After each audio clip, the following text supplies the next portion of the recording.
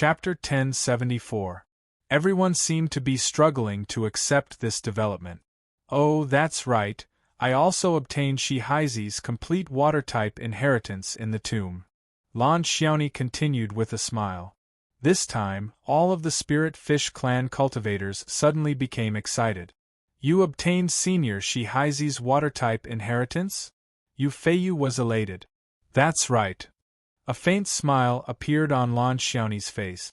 She wasn't going to tell these people that she had almost destroyed Shihaizi's inheritance. Lan Xingyang was ecstatic. Haha, Xiaoni, who would have thought that you would receive the approval of the former high priest, Shihaizi?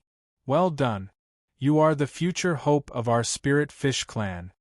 To Lan Xingyang, the complete inheritance of the high priestess was much more valuable than all those random treasures. A gratified smile appeared on her big brother's face.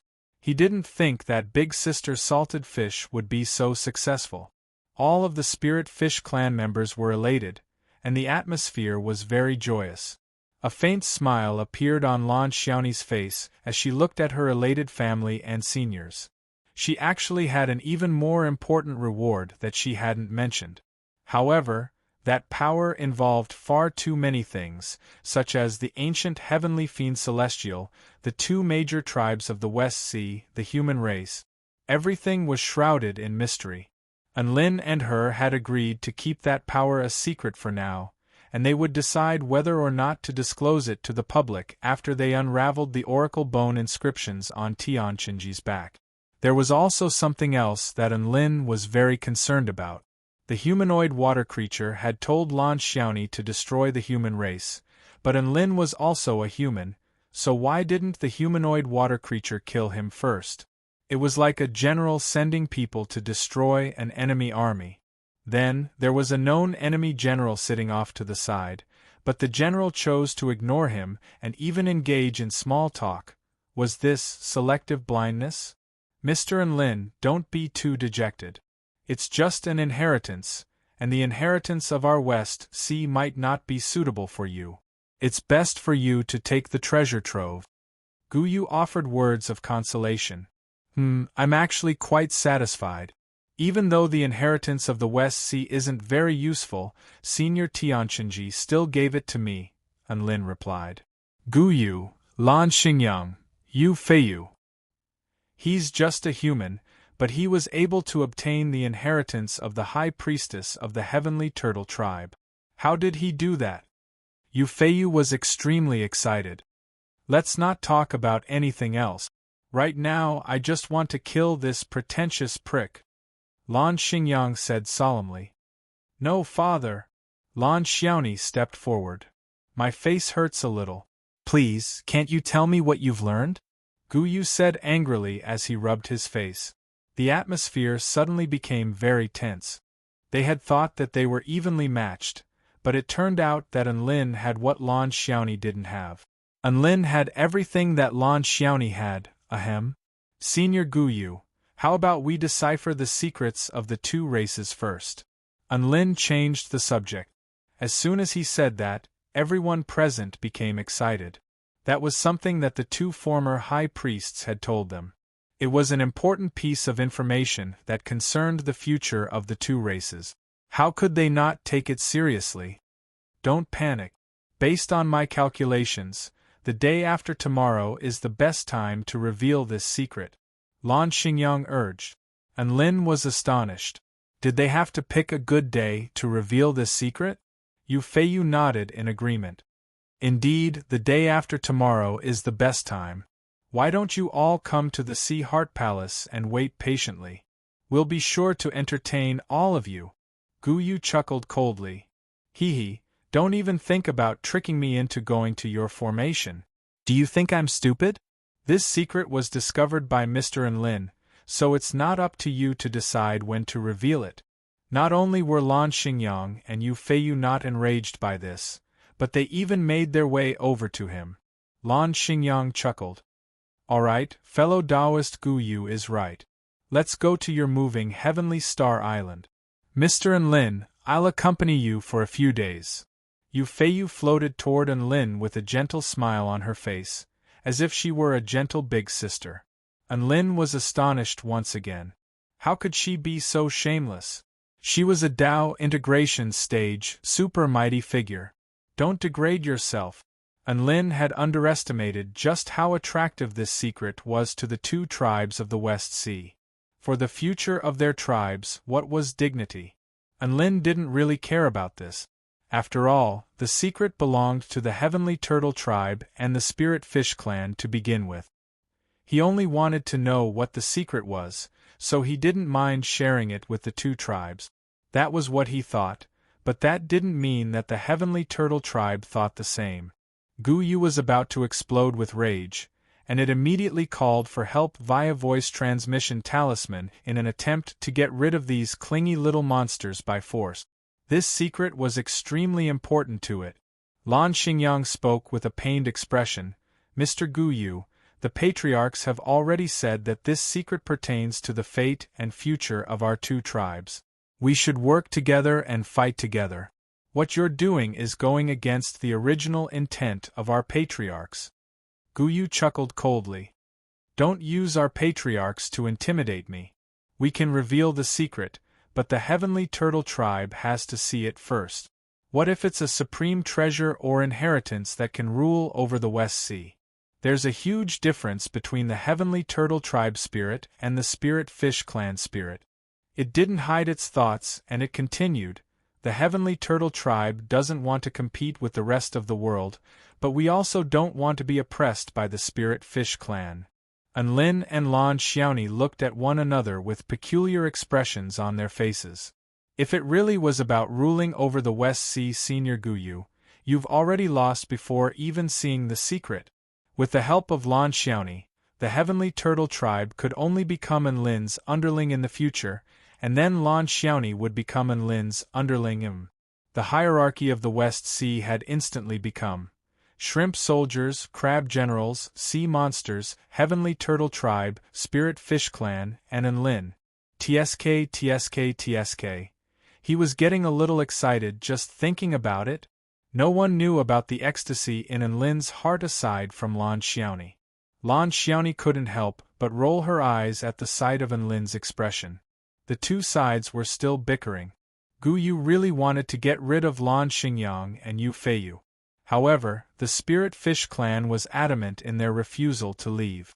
Two Tao integration stage super mighty figures were determined to stay with Guyu, and this was an extremely depressing situation. There was no way to get rid of them. Not long after that, a group of powerful reinforcements arrived from the Heavenly Turtle tribe. However, aside from standing off to the side, they didn't do anything. They weren't mortal enemies, so they couldn't fight.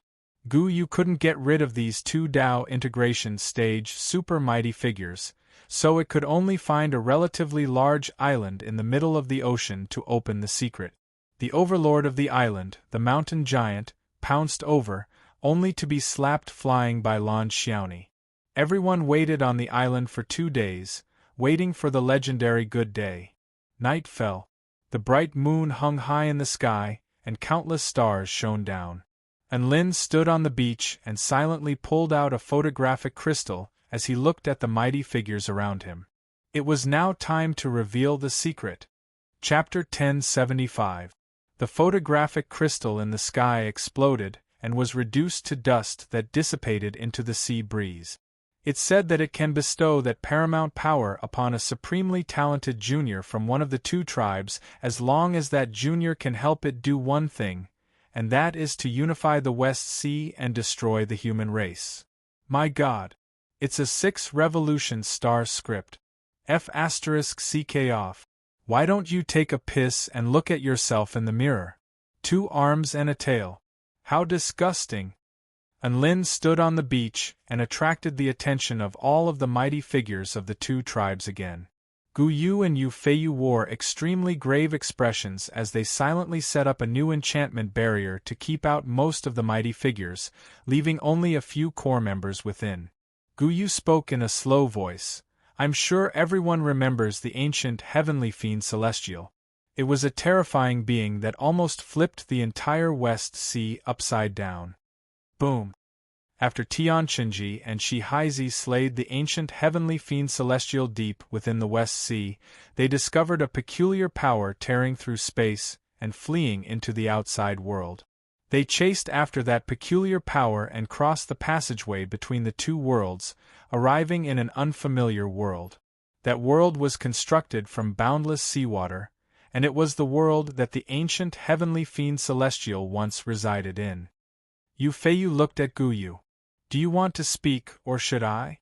The high priestess, Gu Yu, and Yu Feiyu, who were the most proficient in astrology, stood nervously on either side of Enlin as they stared intently at the photographic crystal in Enlin's hand.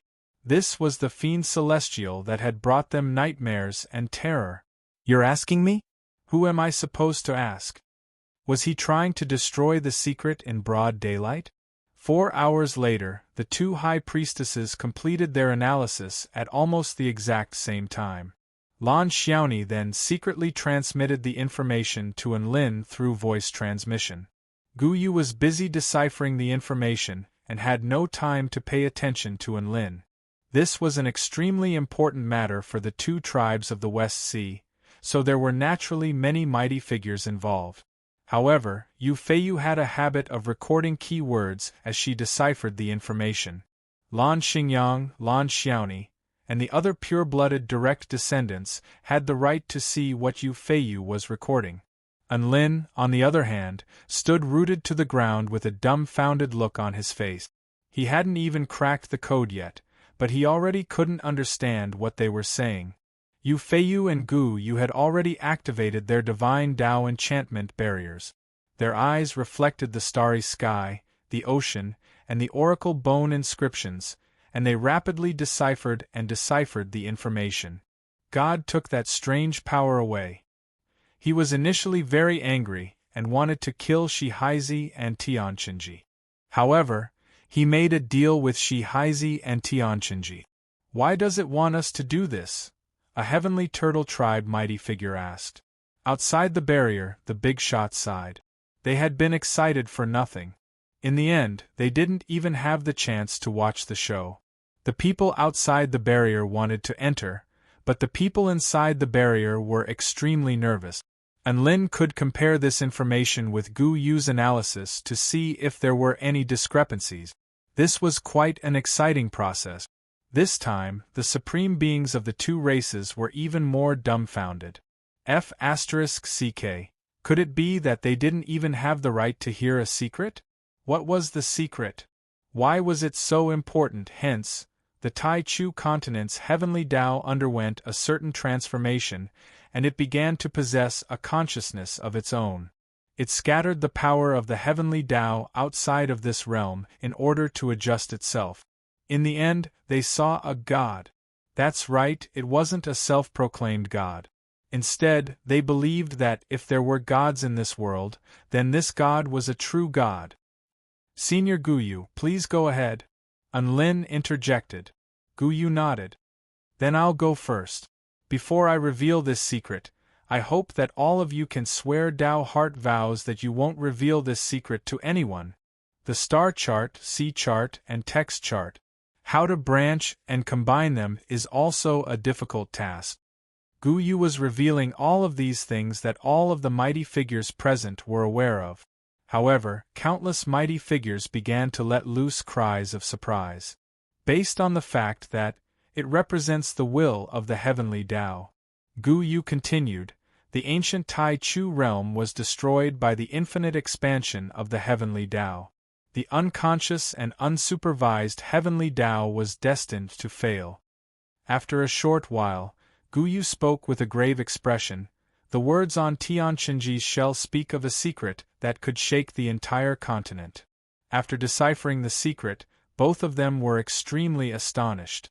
They really weren't from the same world. Idiots! Shut up if you're blind. This is already the 9 Revolution star script. The threshold set up by the former high priest made the secret even more secure. The two seniors didn't think too much about it and continued to pursue the power. They wanted to find the source of the power, which was most likely the cause of this entire incident.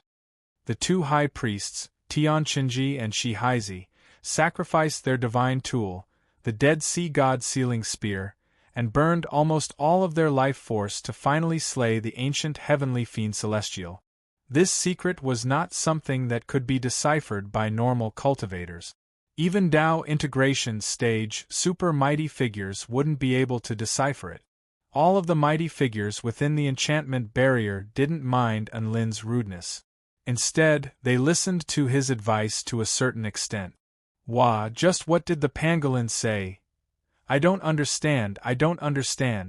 Only the High Priest, who wields extremely powerful star power and calculative abilities, would be able to decipher this secret.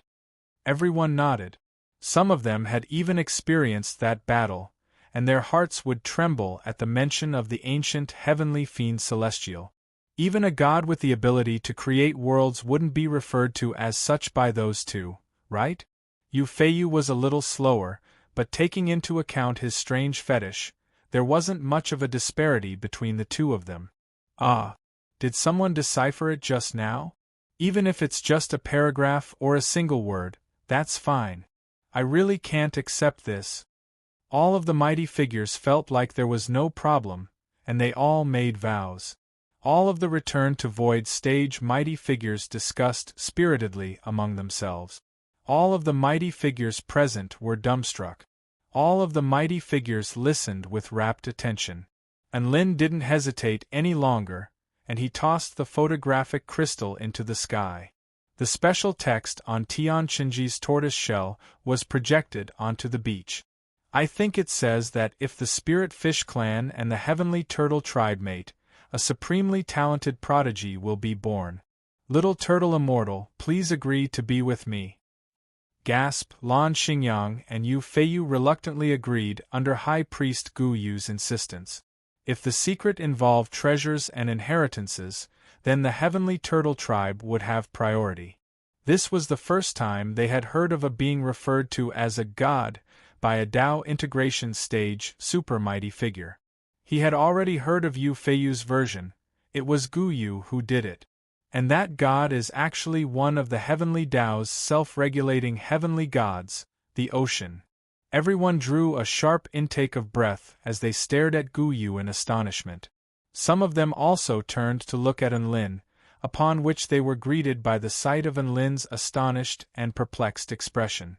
Cries of astonishment erupted once again upon hearing this.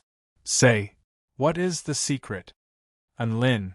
However, what he said after that sent shockwaves rippling through the entire enchantment barrier. The two of them were the main force in deciphering this secret. Those who should have been astonished were already astonished. This was actually all an act. He couldn't understand these words anyway, and they were all like scribbles. Chapter 1076. Everyone present was dumbstruck. The heavenly Tao, the consciousness of the world, the heavenly gods, self-regulation, the ocean, one concept after another was tossed out, and everyone was struck by the absurdity of the situation. The ancient heavenly fiend celestial possesses a special power that allows it to control all water-type spell technique. That power was actually bestowed upon it by the heavenly Tao. The self-regulation of the heavenly Tao gives birth to a certain type of consciousness. As an extremely important heavenly god, not only does it control water, but it also controls weather such as wind and lightning. It can bestow its power upon the ancient heavenly fiend celestial, but it can also bestow its power upon us. Many mighty figures were already breathing heavily at this point. The temptation to receive the power bestowed upon them by the heavens was simply too great. This was a truly paramount power. Senior Tianqinji and Shi Haizi referred to the heavenly sea god as the heavenly sea god, as it was a true heavenly Tao divine spirit. Even though this heavenly sea god is a part of the heavenly Tao, its power of the heavenly Tao is far too powerful. If it's not careful, it could cause chaos and collapse in the world, which is why it was unable to enter the Tai Chu continent. In other words, in order to maintain the stability of this world, it refrained from personally descending into this world. At a certain point in time, it suddenly determined that the human race was the cause of instability in this world, So it created an ancient heavenly fiend celestial to enter the Tai Chu continent in an attempt to destroy the human race. Who would have thought that the living beings created by it would be extremely weak after entering the Tai Chu continent, and they would be killed before they even made it out of the West Sea. That's right, this world represses the power of the heavenly Tao. It feels like it's fighting against itself.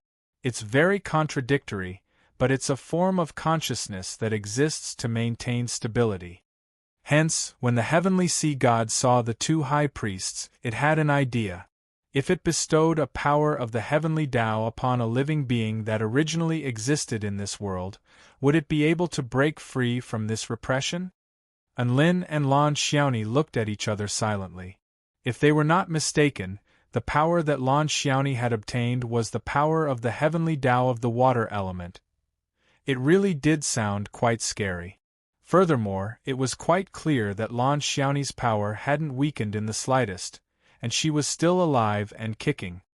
The heavenly sea god promised to bestow upon them the power of the heavenly Tao in exchange for helping him conquer the West Sea and destroy the human race. However, not every living being had the opportunity to possess the power of the heavenly Tao. Only living beings below the return to void stage have the right to obtain the heavenly sea god's power.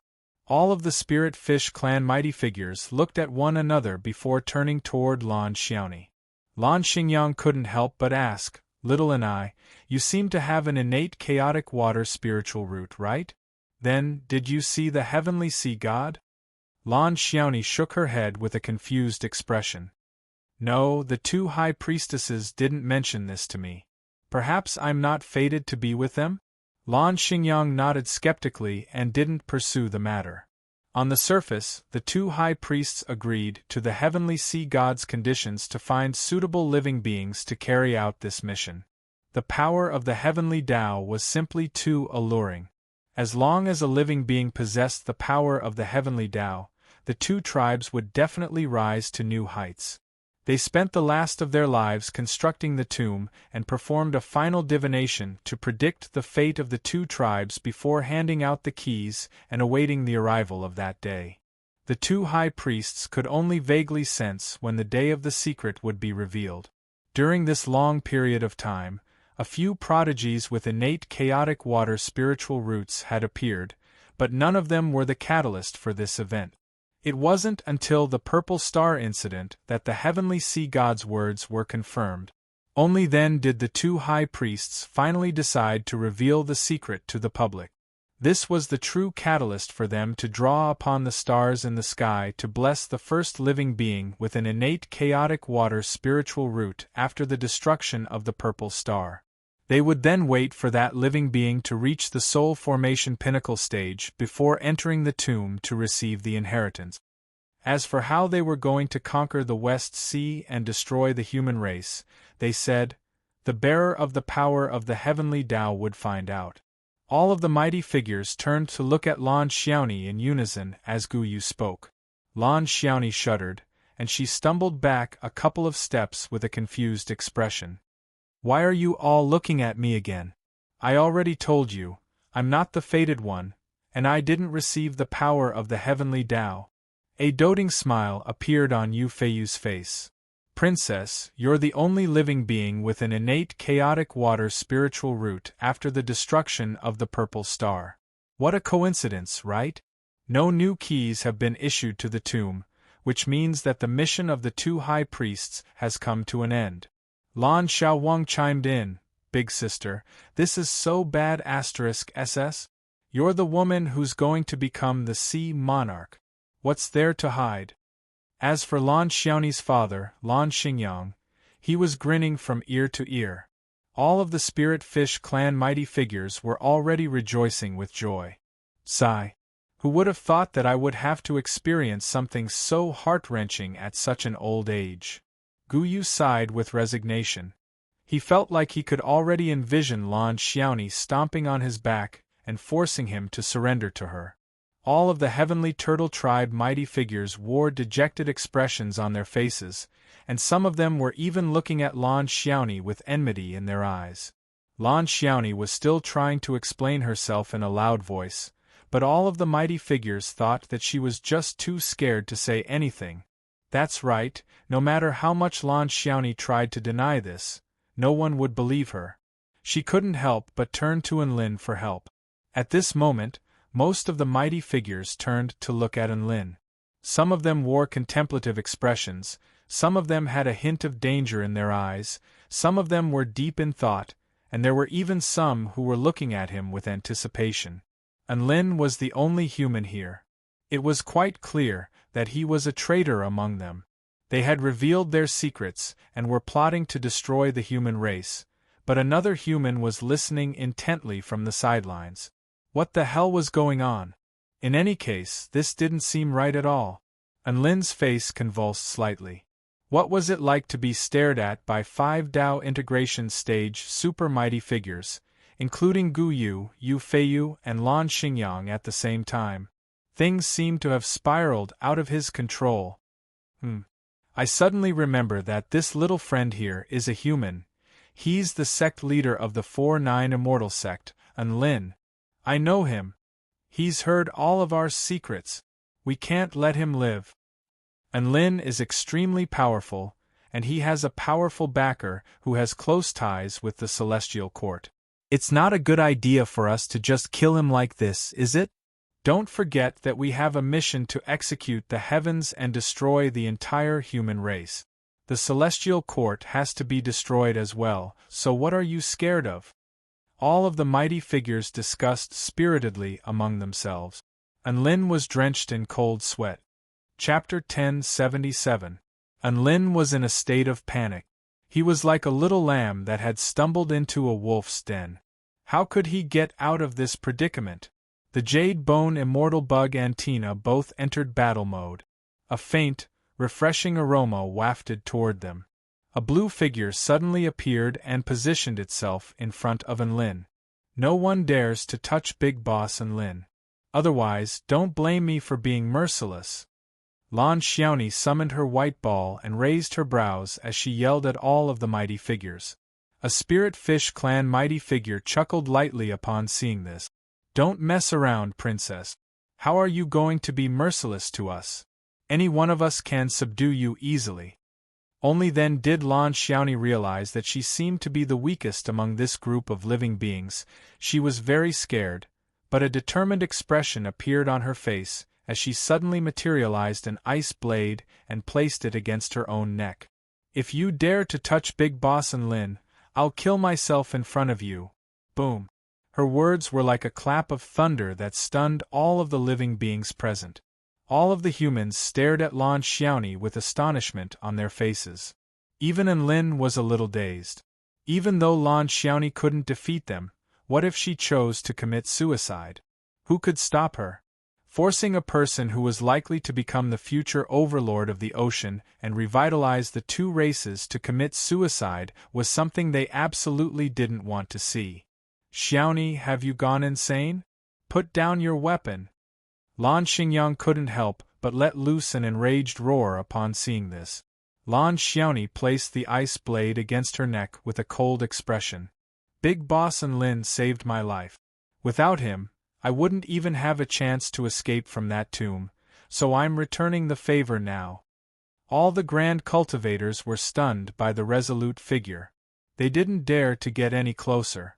Lan Xiaoni was clearly serious, and they couldn't afford to take that gamble. My God, is that my cowardly big sister? Could she have been possessed? Lan Xiaowang exclaimed with incredulity as she stared at the cold mermaid. My little sister is stubborn. You can't persuade her. The handsome man smiled bitterly and shook his head. Never did Lan Xiaoni think that there would come a day when she would have to stand against all of the mighty figures of the West Sea and threaten them. It was also at this moment that a pair of warm hands tightly grasped her little hand that was tightly gripping the ice blade. Put down your weapons. How could he let his underling use his life to block in front of him when something happened? Your little brother's criticism is to shout 666, understand? A familiar voice sounded. Lan Xiaoni turned to the side with a conflicted expression. But if I put down my weapon, Big Boss Enlin, Enlin's tone was calm. Listen to me. Lan Xiaoni pursed her lips and silently lowered her weapon. Seeing this, all the supreme beings heaved a sigh of relief. However, Lan Xingyang's eyelids twitched slightly. He was a little angry that his daughter was so obedient to that man. However, Gu Yu silently crawled over at this moment and positioned himself protectively around Enlin. Fellow cultivators, no matter what, Enlin has done our two tribes a great favor. Even if conflict is inevitable in the future, we shouldn't kill him now. All of the supreme beings let loose cries of surprise upon hearing this. They didn't think that the high priest of the heavenly turtle tribe would step in to protect Enlin. Gu Yu's words carried a lot of weight, and even the other 4 Dao integration stage super mighty figures had to consider it carefully. At this moment, a light sigh suddenly sounded. Sigh. Underling Lan, it looks like we can't keep that secret any longer.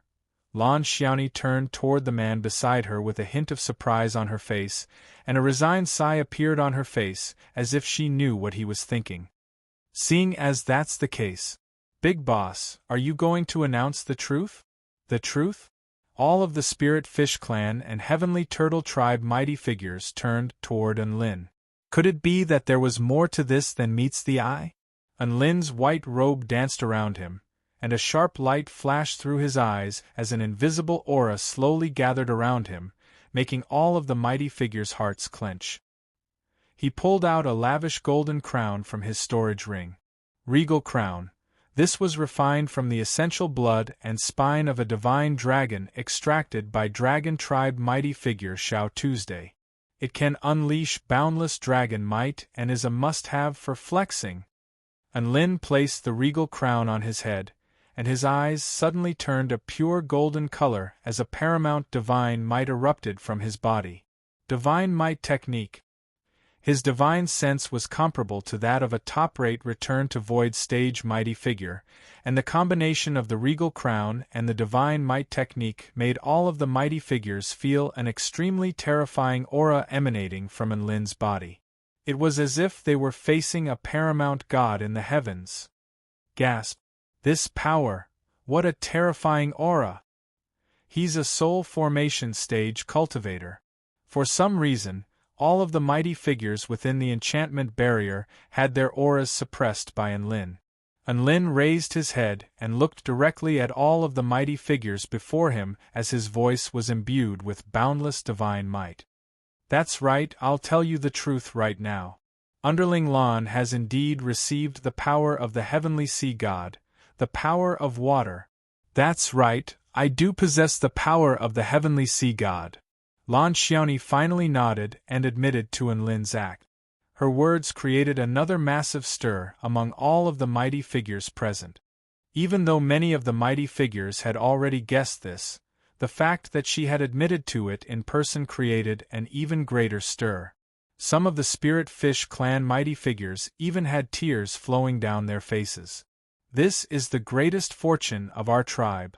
Our Spirit Fish Clan is finally going to rise again. The Heavenly Turtle Tribe mighty figures were both elated and concerned. There were also many mighty figures who turned toward Enlin with confusion in their eyes. Lan Xiaoni receiving the power of the Heavenly Sea was indeed an unprecedented event, but why was Enlin so cocky?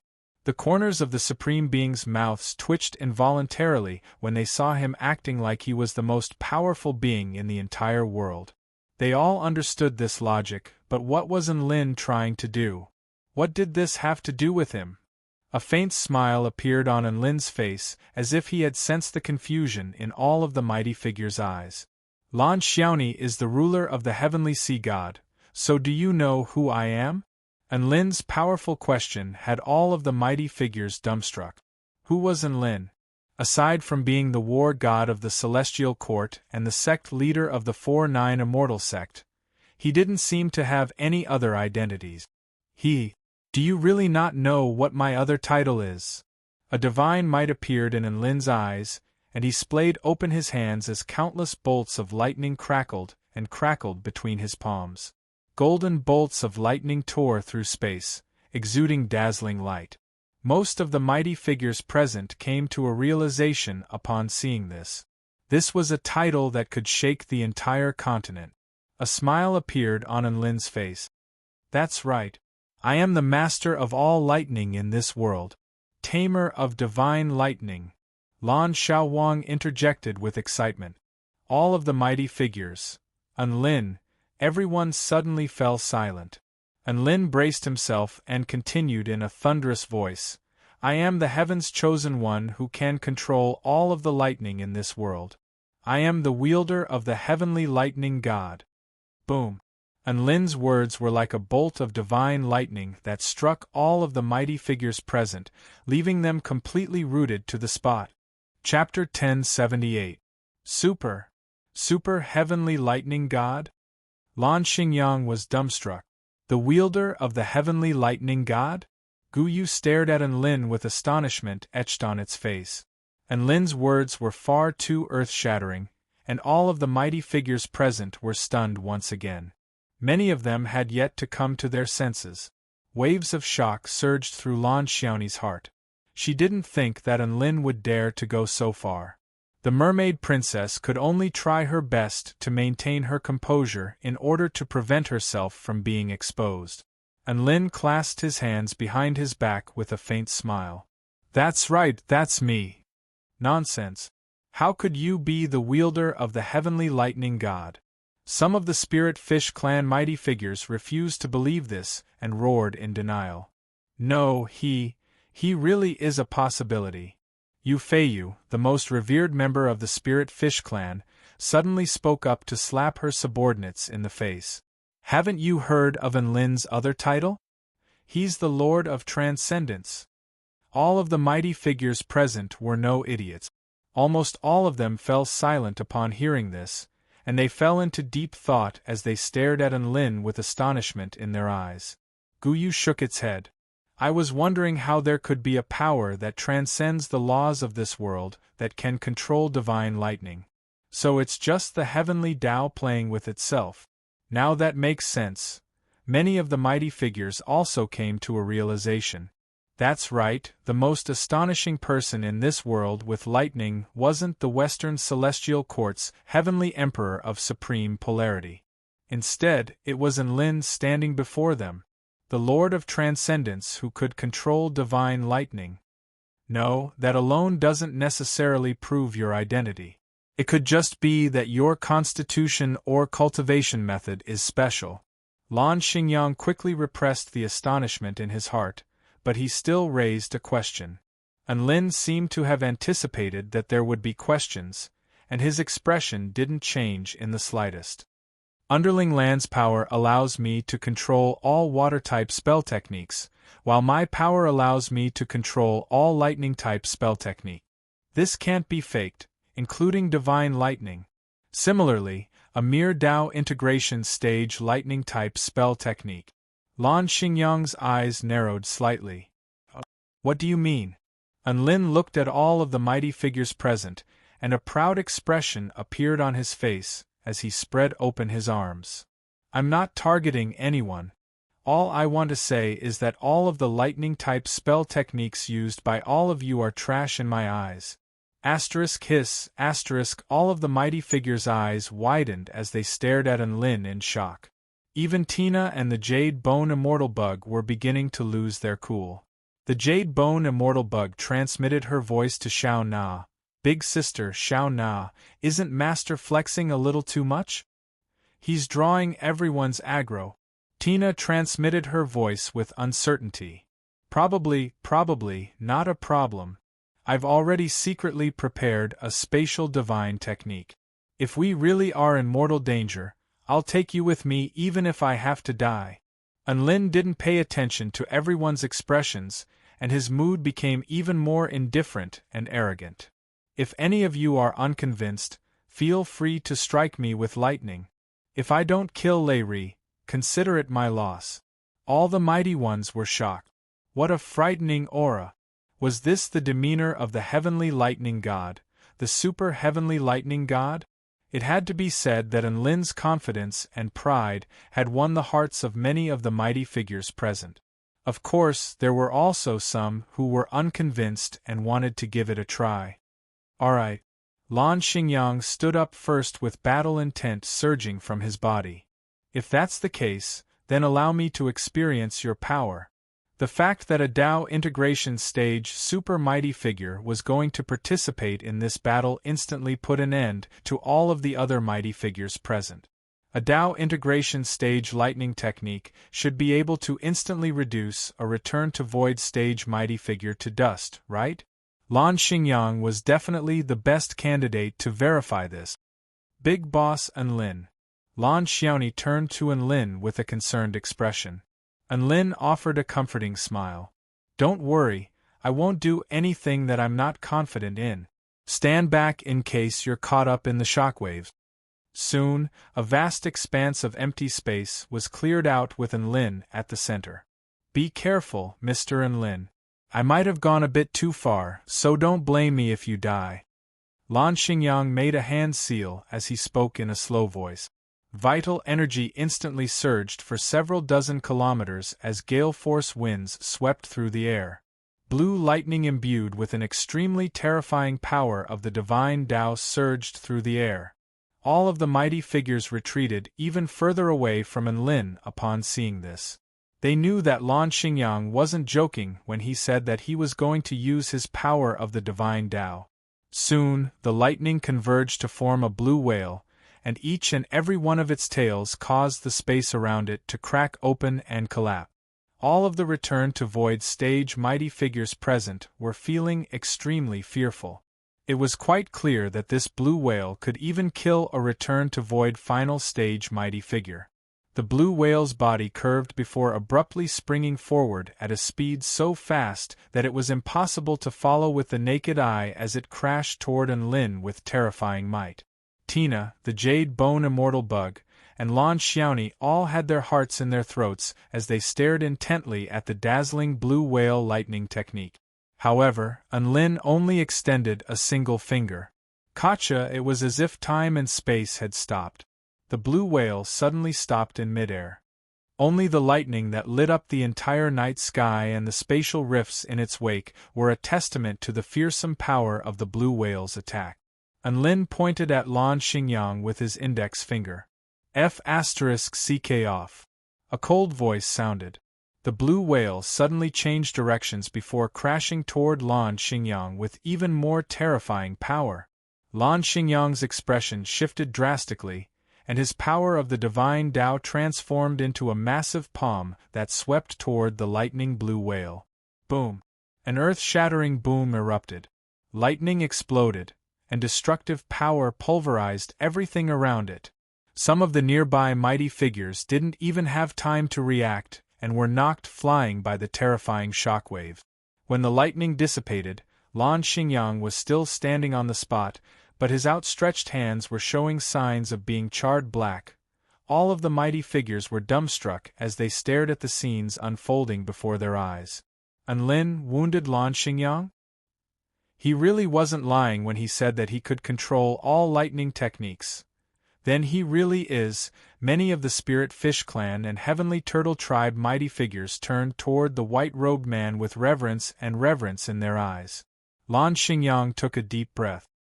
Not only can you control my lightning techniques, but you can also make the power of my lightning techniques even more terrifying. Even Dao integration stage super mighty figures may not be able to do something like this, but you're only a soul formation stage cultivator, yet you're able to do it. His expression changed as he looked at Enlin, and he extended a courteous salute. Super Heavenly Lightning God, please forgive me for my previous offense. After connecting the dots, most of the mighty figures were convinced that Enlin was the one who wielded the power of the Heavenly Lightning God. As soon as Lan Xingyang finished speaking, the crowd no longer dared to question him. The man standing before them was none other than the one who wielded the power of the Heavenly Lightning God. There was no doubt about it. Chapter 1079. After confirming Enlin's identity, all of the mighty figures looked at Enlin in a completely different light. However, Enlin was not smug in the slightest. Instead, he adopted a high and mighty stance as he surveyed the mighty figures around him with an indifferent expression. Seeing as I've already proven my identity, it's time for me to tell you some things. Lin interlaced his fingers with a profound expression. Lan Xiaoni was astonished. Big Boss was still coming? Was this going to be a long show? All of the mighty figures' hearts skipped a beat. No one viewed him as just an ordinary junior with a supremely talented aptitude anymore. On the contrary, everyone viewed him as a mighty figure who wielded the paramount power of the heavenly Tao. Lin had already gotten into character, and he stood there firmly. He paused momentarily, and no one dared to say anything. Lin gathered his emotions for a moment before continuing. Do you know why Lan Xiaoni is willing to call me Big Boss?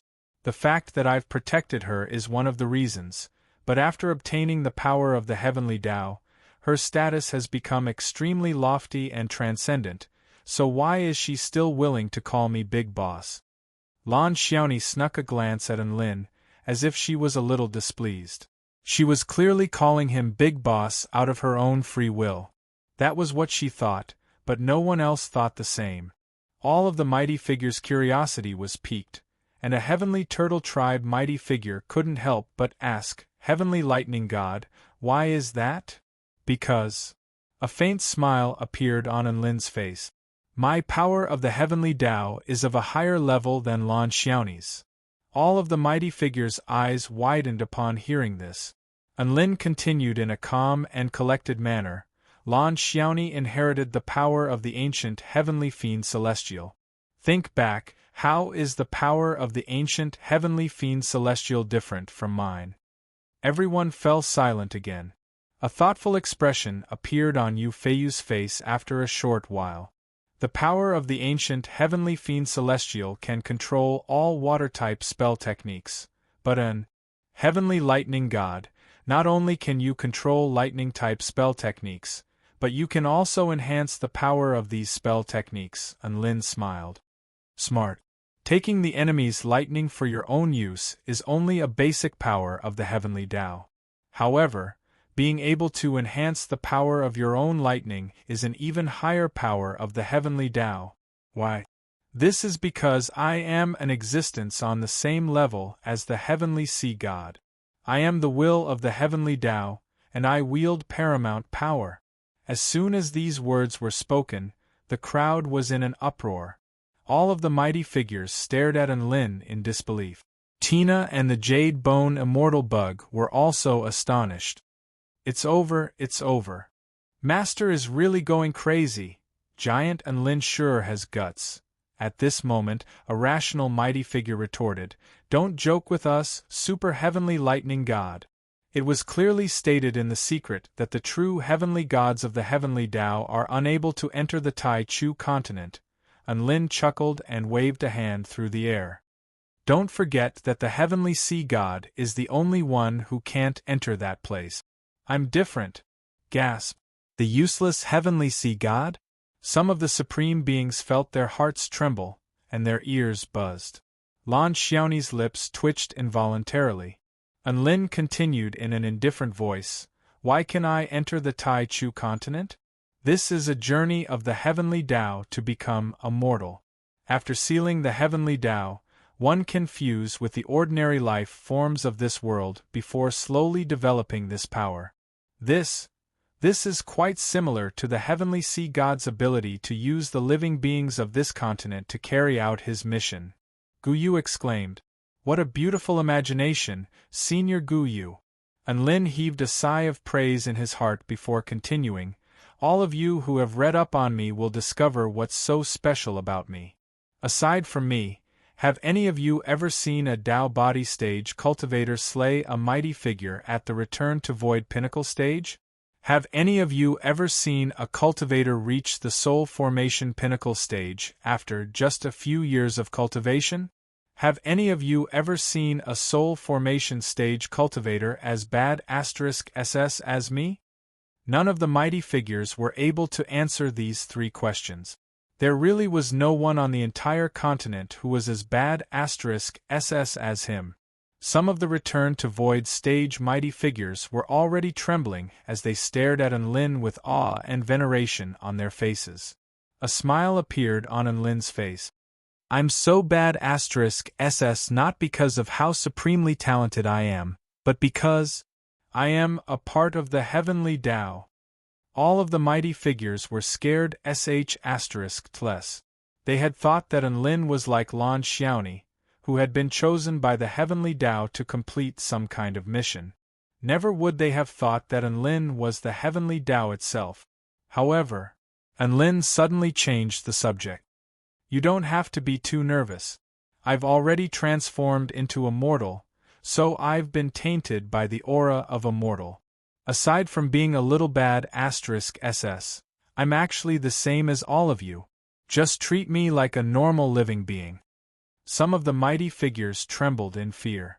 Treat a heavenly Tao being like a normal living being? Doing such an outrageous thing, this concubine really can't do it. Furthermore, do you think it was just a coincidence that I entered the fallen god seabed tomb? Aren't you curious as to why I would somehow become involved in the tomb of the high priest and the high priestess? This is a secret regarding the fate of the two tribes. That doesn't make any sense. You might think that this series of coincidences is the will of the heavens, that this is fate destined by the heavens. Actually, this is not wrong, because all of this is my own arrangement. My will is the will of the heavens. Gasp! All of the mighty figures drew another sharp intake of breath. I'm actually going to the tomb to find my old friend, the heavenly sea god.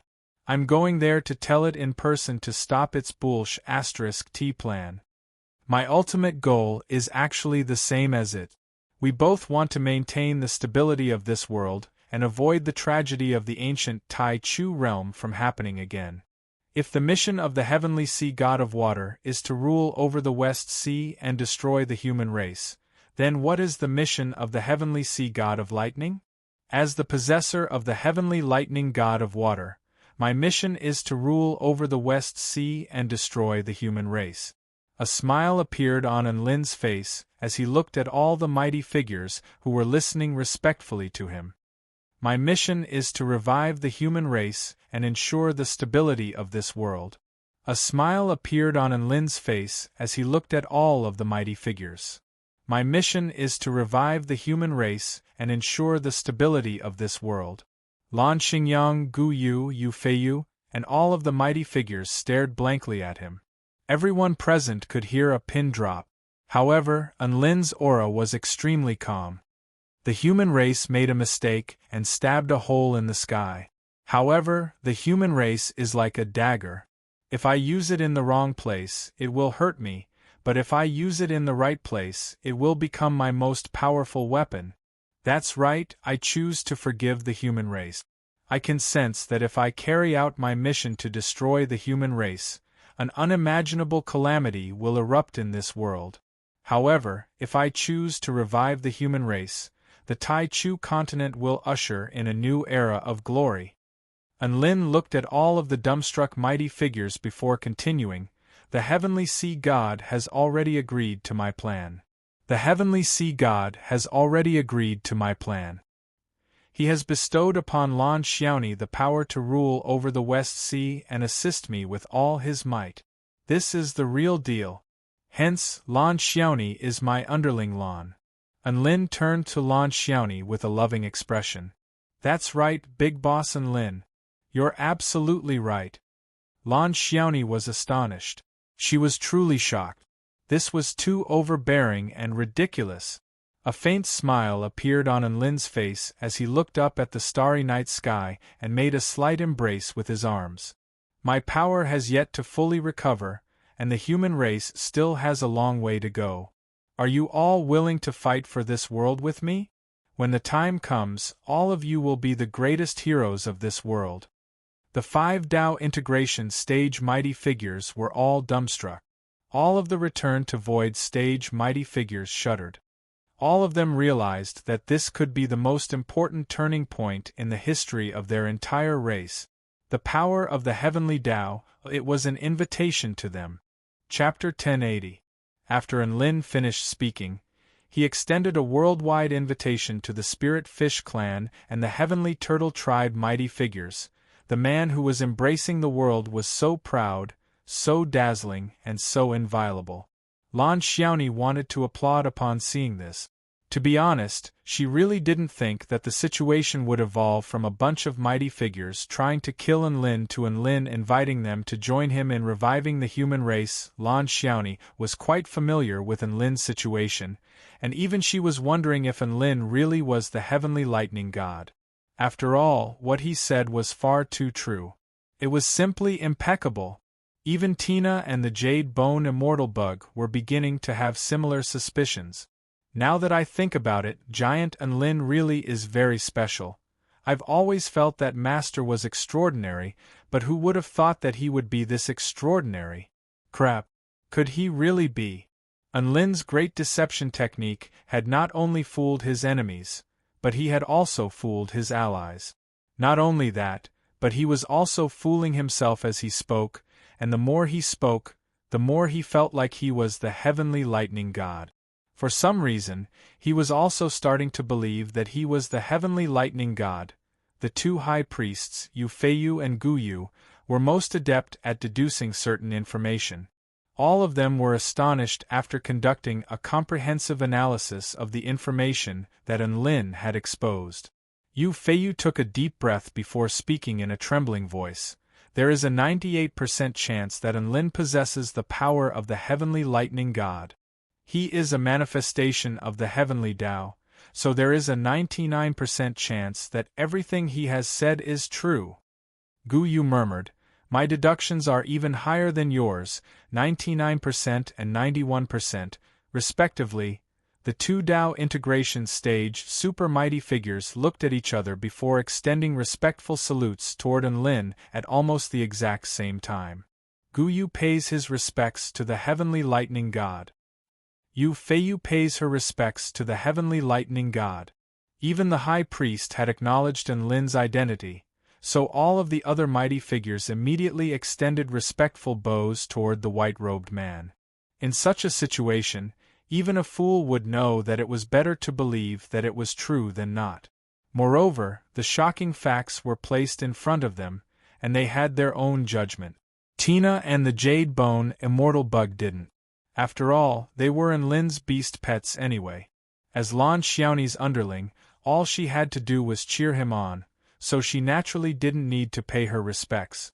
Just like that, all the mighty figures within the barrier respected Enlin as if he was the heavens, revering him endlessly. They all expressed their willingness to follow Enlin to revive the human race and protect the entire world. Enlin looked at the supreme beings who were worshipping him like a god and smiled. Others might think that his smile was benevolent and sacred, representing the recognition of the heavenly Tao. But this smile of his was actually a smile of victory. Damn it! I, your father, have finally overcome this calamity. It seemed like he had overperformed a little, but it wasn't a big problem. One more thing. I hope everyone can swear Tao heart vows to keep the fact that I'm a representative of the heavenly Tao a secret. I have yet to recover fully from the suppression I suffered due to my mortal transcension.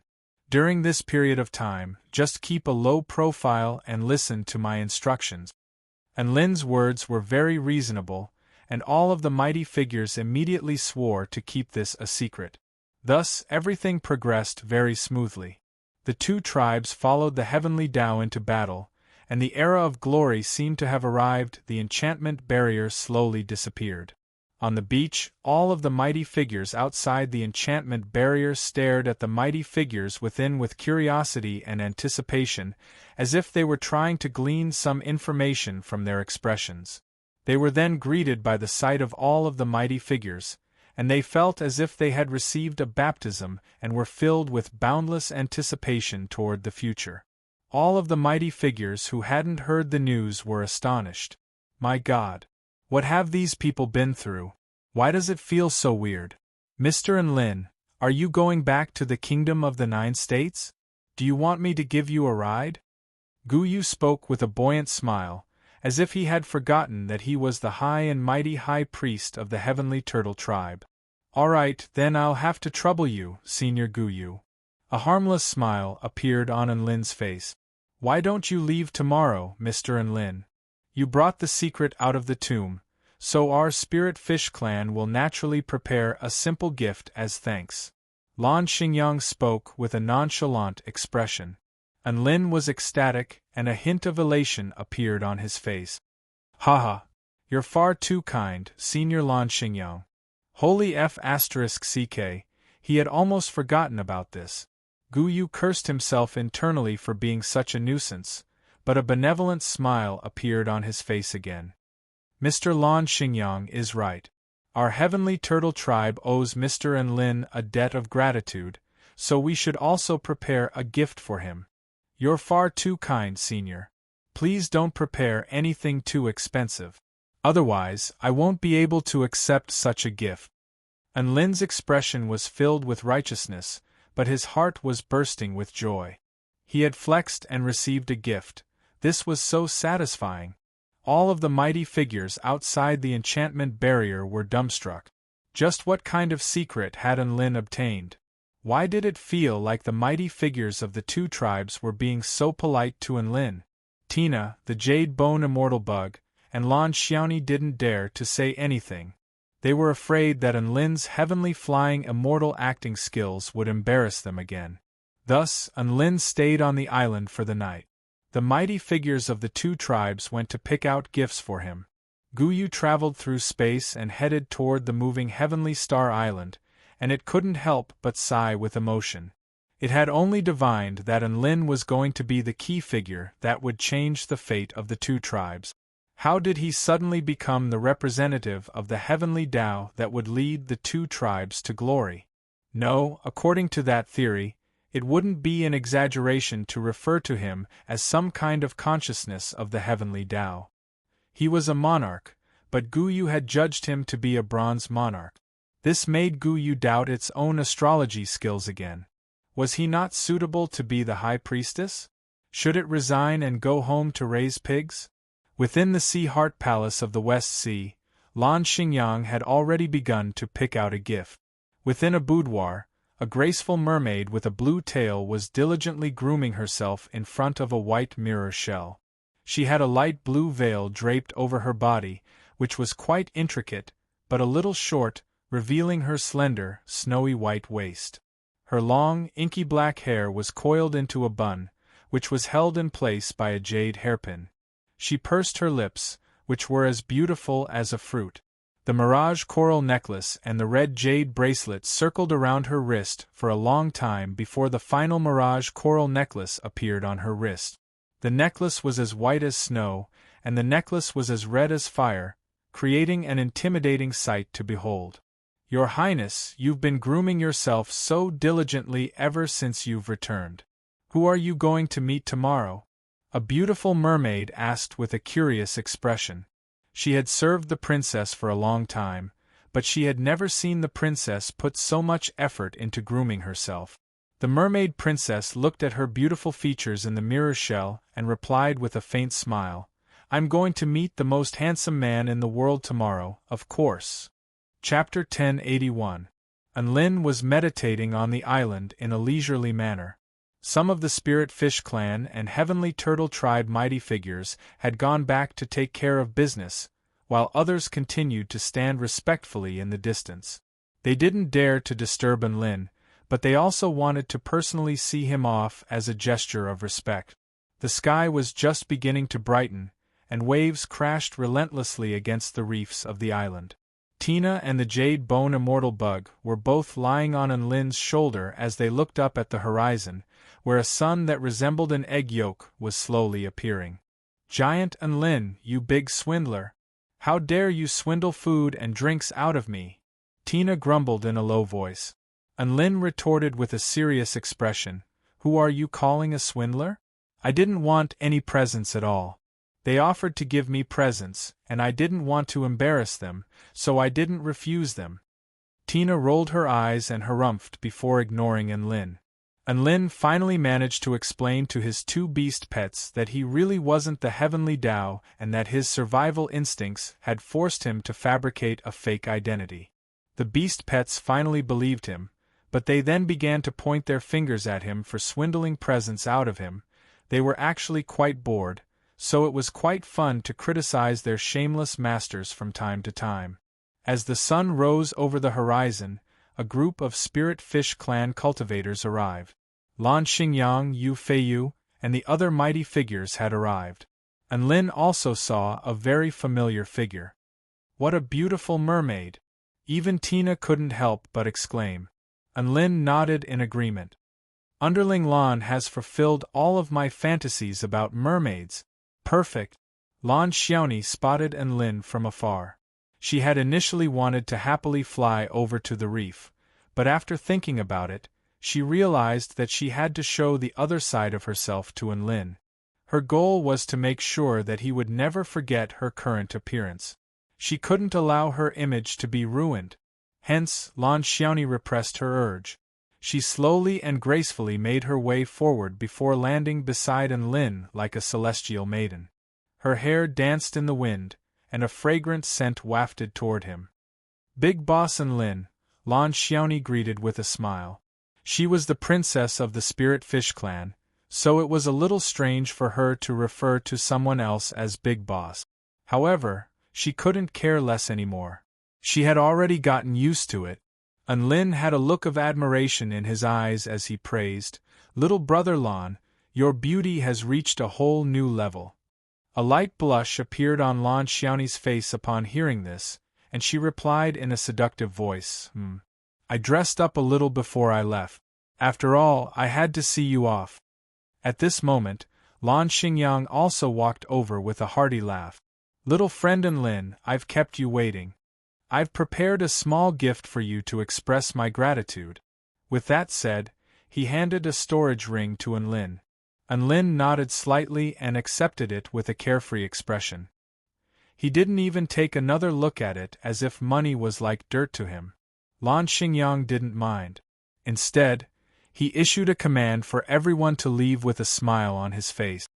"I'll be taking my leave now. You can have a chat with my daughter." In his eyes, this representative of the heavenly Tao definitely had a lot to say to his underling. Thus, everyone else left. An Lin and Lan Xiaoni sat on a rock and looked up at the rising sun. The warm rays of the sun fell upon Lan Xiaoni's body and intertwined with the beautiful butterfly carved into the shape of a luminous pearl on her forehead, exuding a faint golden light. She rested her chin in her hands, and her eyes reflected the rising sun.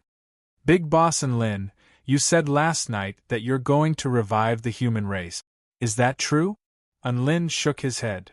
"It was just a casual remark. In order to prevent the destruction of the human race, I can only lead them in the opposite direction in order to avoid arousing suspicion. However, if anyone tries to invade the human race, I'll be sure to kill them. Even the heavenly sea god is no exception." Lan Xiaoni's eyes dimmed slightly. "What if that person is me?" An Lin faltered slightly upon hearing this. "What are you talking about? You're my underling. Don't overthink things." "I'm very scared. I'm scared that the power within my body will slowly transform me into a different person, or I'll suddenly go berserk and devour my mind." Tears welled up in Lan Xiaoni's eyes, and she pursed her lips. "You know how terrifying that heavenly sea god is. Would it really give me a heavenly Tao power without any backup plans to force me to do something?" Lan Xiaoni was not happy after obtaining the heavenly Tao power. On the contrary, the irresistible blue figure was constantly haunting her heart, striking her with fear and helplessness. Right at this moment, a warm hand landed on Lan Xiaoni's head before gently rubbing her head. "If that day really comes and you lose yourself, I'll beat you awake, then kill the heavenly sea god. Don't forget, I'm your big boss, and I'll protect you. If anyone dares to bully you, I'll make them pay the most painful price." Lan Xiaoni turned to look at the extremely determined man beside her, and 2 streaks of tears had appeared on her face. However, a vibrant smile appeared on her face, and she was like a vibrant flower blooming under the morning sun. I believe in you, Big Boss An Lin." "Then, Big Boss An Lin, I'll rule over the West Sea for now and become your most reliable shield." Gasp! What a domineering statement. "Underling Lan, you've changed. This is all part of my self-cultivation. Don't forget, you have to come to the West Sea often to patrol, Big Boss and Lin. Don't worry, I'll come often, I promise. Then it's a promise. Let's pinky swear, no, let's hug. Thus, a warm and fragrant body fell into his arms. This was the first time Lin had hugged Lan Xiaoni in a proper manner. The image of the two of them hugging on the rocks of the small island was very beautiful, and Tina, who was standing nearby, silently snapped a photographic crystal. This was not an act of her own volition. Instead, this was something that Shui Zhantian had asked her to do.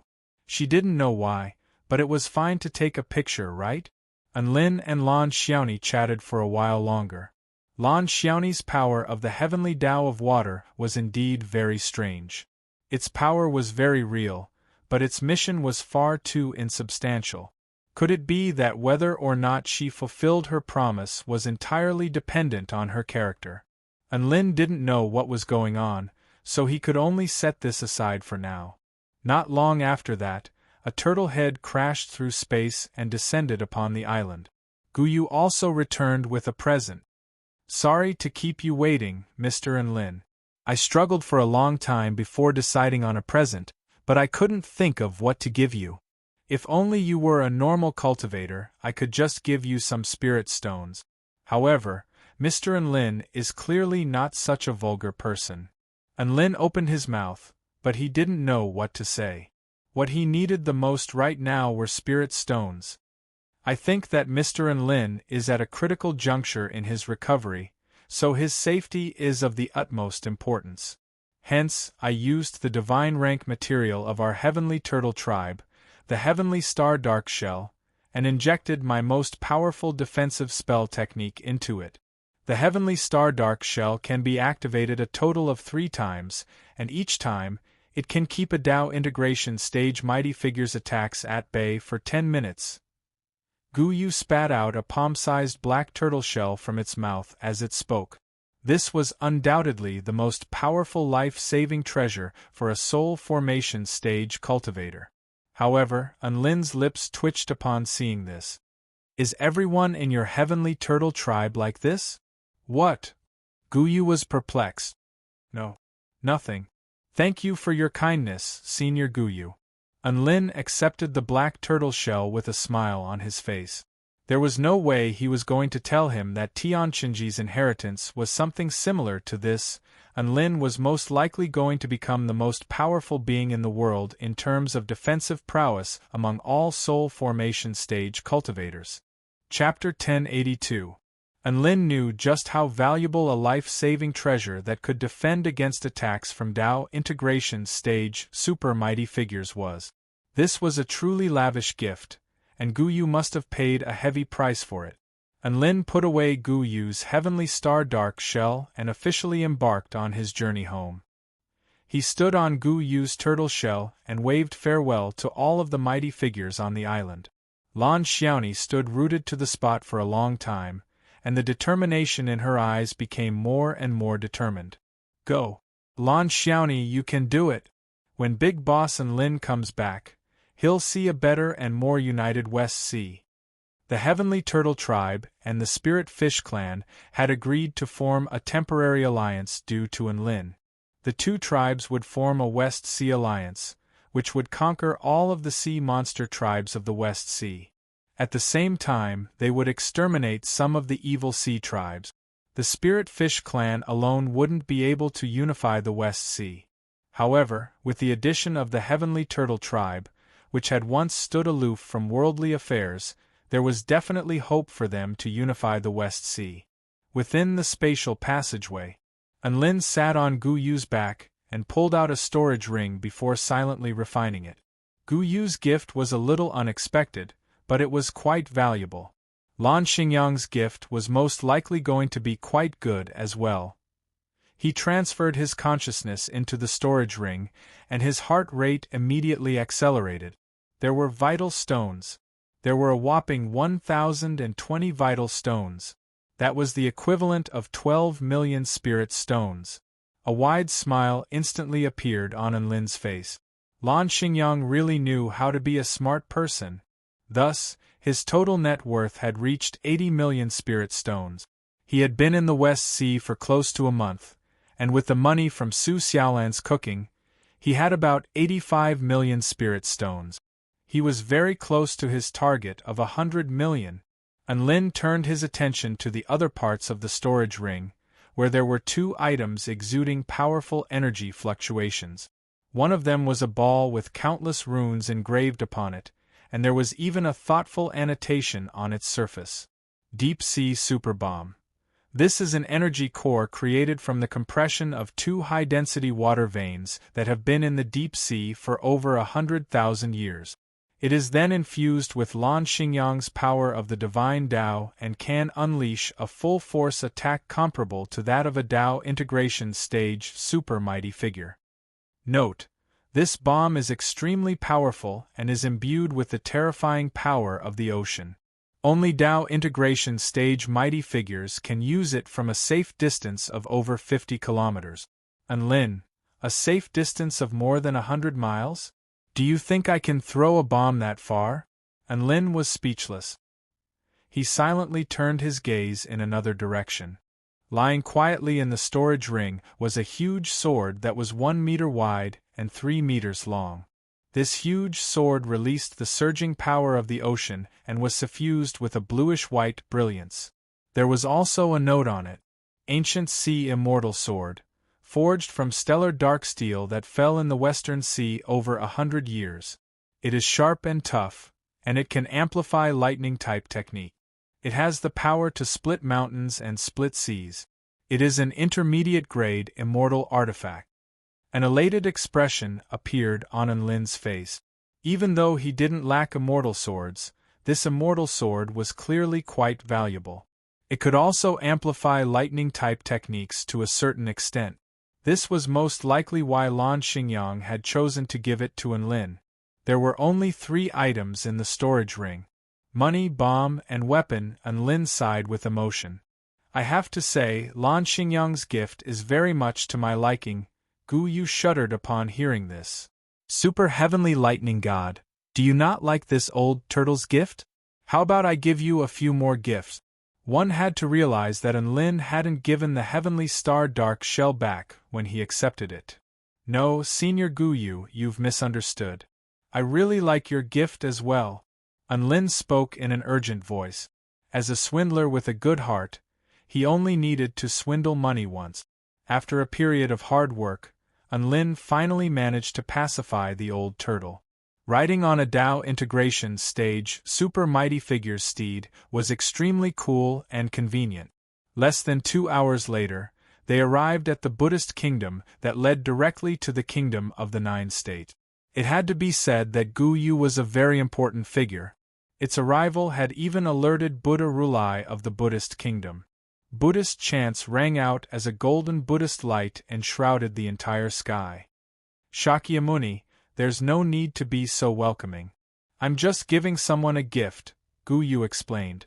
It was also at this moment that Lin suddenly felt as if he were being scrutinized by a certain gaze. There was no sense of tension or pressure. Instead, there was a sense of relaxation and excitement. Lin's heart jolted with shock. Could this be Buddha Rulai's stare buff? Impressive. After that, the golden Buddhist light gradually disappeared, and the Buddhist kingdom's super mighty figure seemed to have also left. Super Heavenly Lightning God, I'll be taking you here. If you need any help, contact me, and I'll do my best to help you, Gu Yu said in a slow voice. Thank you, Senior Gu Yu. Just call me Mr. Lin from now on. Even if there's no one eavesdropping nearby, it's best to keep a low profile as much as possible, Lin said. Gu Yu nodded with a smile. All right, Mr. Lin, I'll be taking my leave now. Goodbye. Lin bade farewell to Gu Yu. He and his 2 beast pets then teleported back to the kingdom of the 9 states. Lin's first stop was not Xiuxian United University. Instead, he went to the 4-9 Immortal sect. The Spirit Stone Mine incident, the Creation Realm, and the West Sea incident combined had taken him close to 2 months. He had already been playing truant for so long, so he didn't mind playing truant for a day or 2 more. Lin chose to return to the 4-9 Immortal sect first, as he had more important things to do. Within the Purple Star State, an Immortal sect sat atop a vast expanse of green grasslands. Big Brotherin, you're back! Sect leader Lin, Xiao Chou and his wife, Bai Yao, were already waiting outside the sect to welcome him. Haha, Xiao Chou, you look like you've lost weight. Bai Yao, have you adapted to life in the sect for the past month? Lin greeted the two of them with a wide smile. Xiao Chou blushed upon hearing this. Bai Yao replied with a generous smile, the atmosphere in the sect is very pleasant to me. It's very good. She was telling the truth. It was very rare to see such a clean and pure sect. Living here was like living in a paradise, and she didn't have to think too much about anything else. I'm glad you've adapted. By the way, how's the Black Fox tribe doing? Lin asked. The Black Fox tribe has been split between our White Fox tribe, the Green Fox tribe, and the Red Fox tribe. However, there's one thing that's a little difficult to deal with, and that's the revenge of the Spirit Fish clan. Bai Yao's expression became a lot more solemn at the mention of the Spirit Fish clan. After all, the Spirit Fish clan was a first-rate power on the Taichu continent. Even with the protection of the Hall of Creation's mighty figures, the White Fox tribe was still in a lot of danger. The Spirit Fish clan? A smile appeared on Lin's face upon hearing this. You can tell your mother about this. She doesn't have to worry about me anymore as I've already taken care of them in the West Sea. They know about my relationship with the White Fox tribe, so they won't attack you anymore. Xiao Chou and Bai Yao were both dumbstruck upon hearing this. Take care of the Spirit Fish clan? How? Xiao Chou's bulb-like eyes widened. The kind where the leader of the Spirit Fish clan treats me with utmost respect and Lan Xiaoni becomes my underling, and the entire clan develops in harmony, Lin replied. Xiao Chou, Bai Yao. Chapter 1083. Lan Xiaoni? Did I hear that right? An incredulous expression appeared on Xiao Chou's face. Is that the Lan Xiaoni that we've met before? Bai Yao's eyes also widened as if she had heard wrong. Lin nodded. That's her. She's the princess of the Spirit Fish clan, Lan Xiaoni. She saved my life in the fallen god tomb, so she's under my protection. I don't really understand what's going on here. Lin scratched his head. He heaved a forlorn sigh as he spoke. It's a long story, but it's true that she risked her life to save me, and I'm a person who always repays favors, so you don't mind, do you? Lin was aware that Lan Xiaoni, Xiao Chou, and Bai Yao had quite a history with her.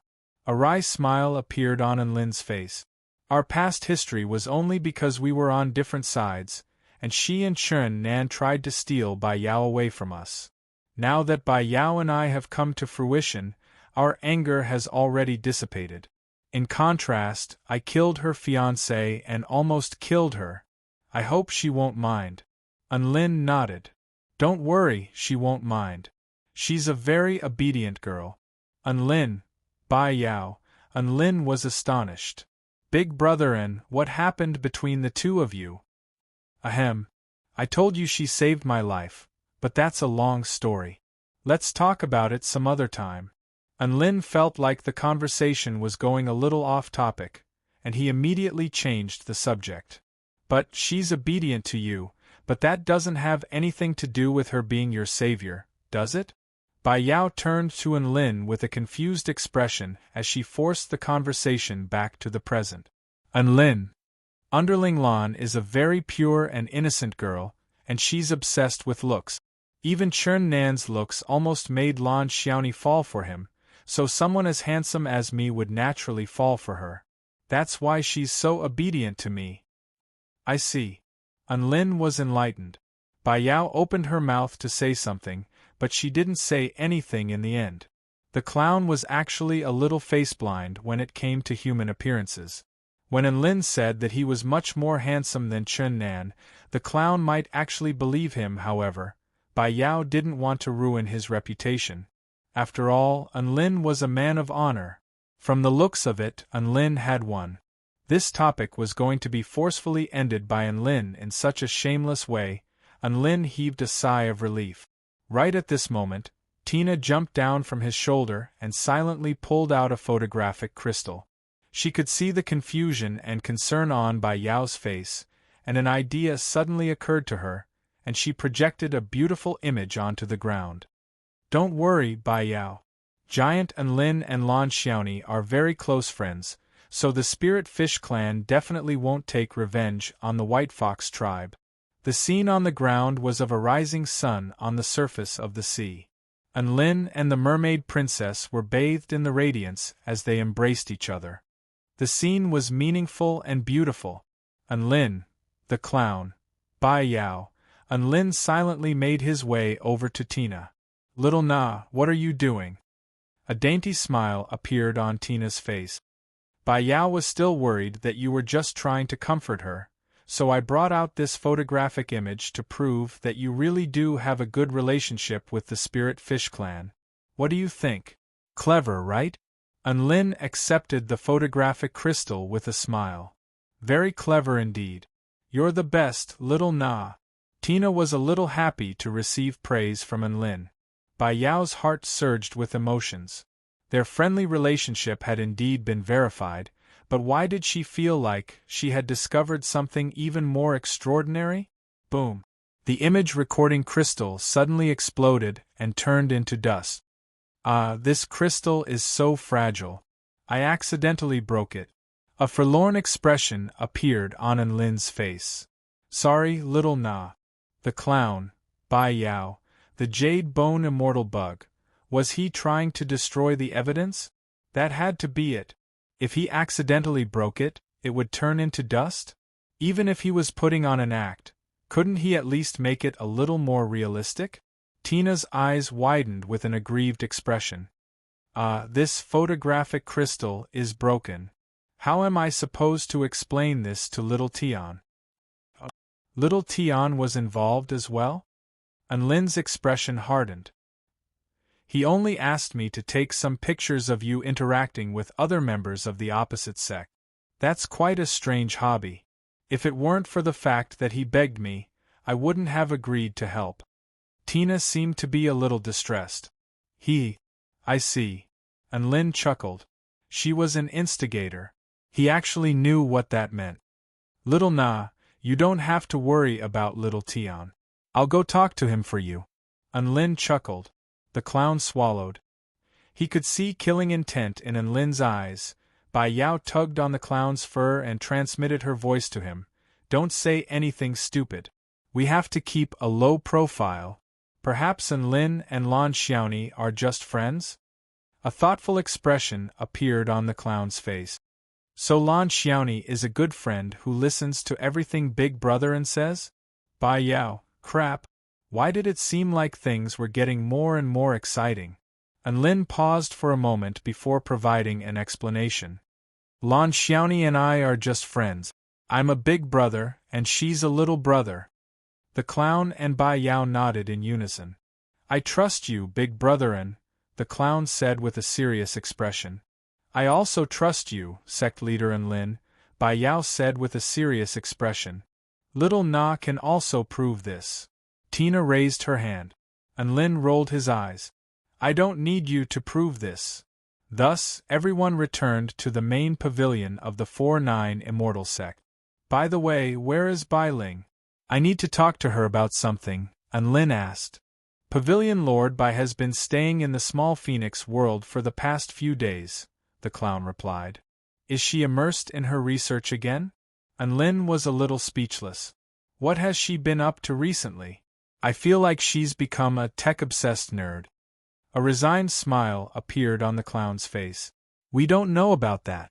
Pavilion Lord Bai only listens to you, big brother, so we don't have a chance to ask her what she's up to.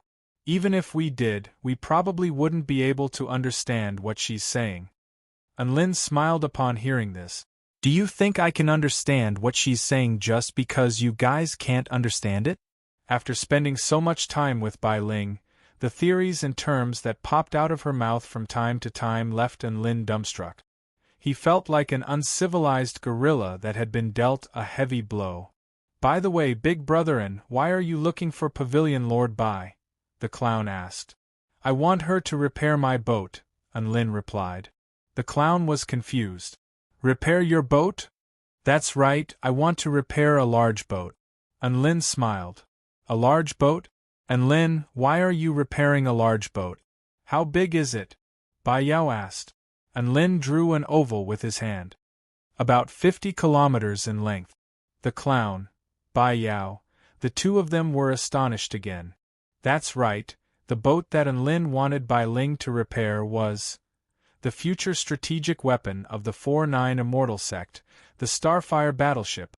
Chapter 1084. Within the 4-9 Immortal Sect Mystic Realm. Within the Phoenix Small World. Unlin found Bai Ling, who was sitting in the villa atop the mountain.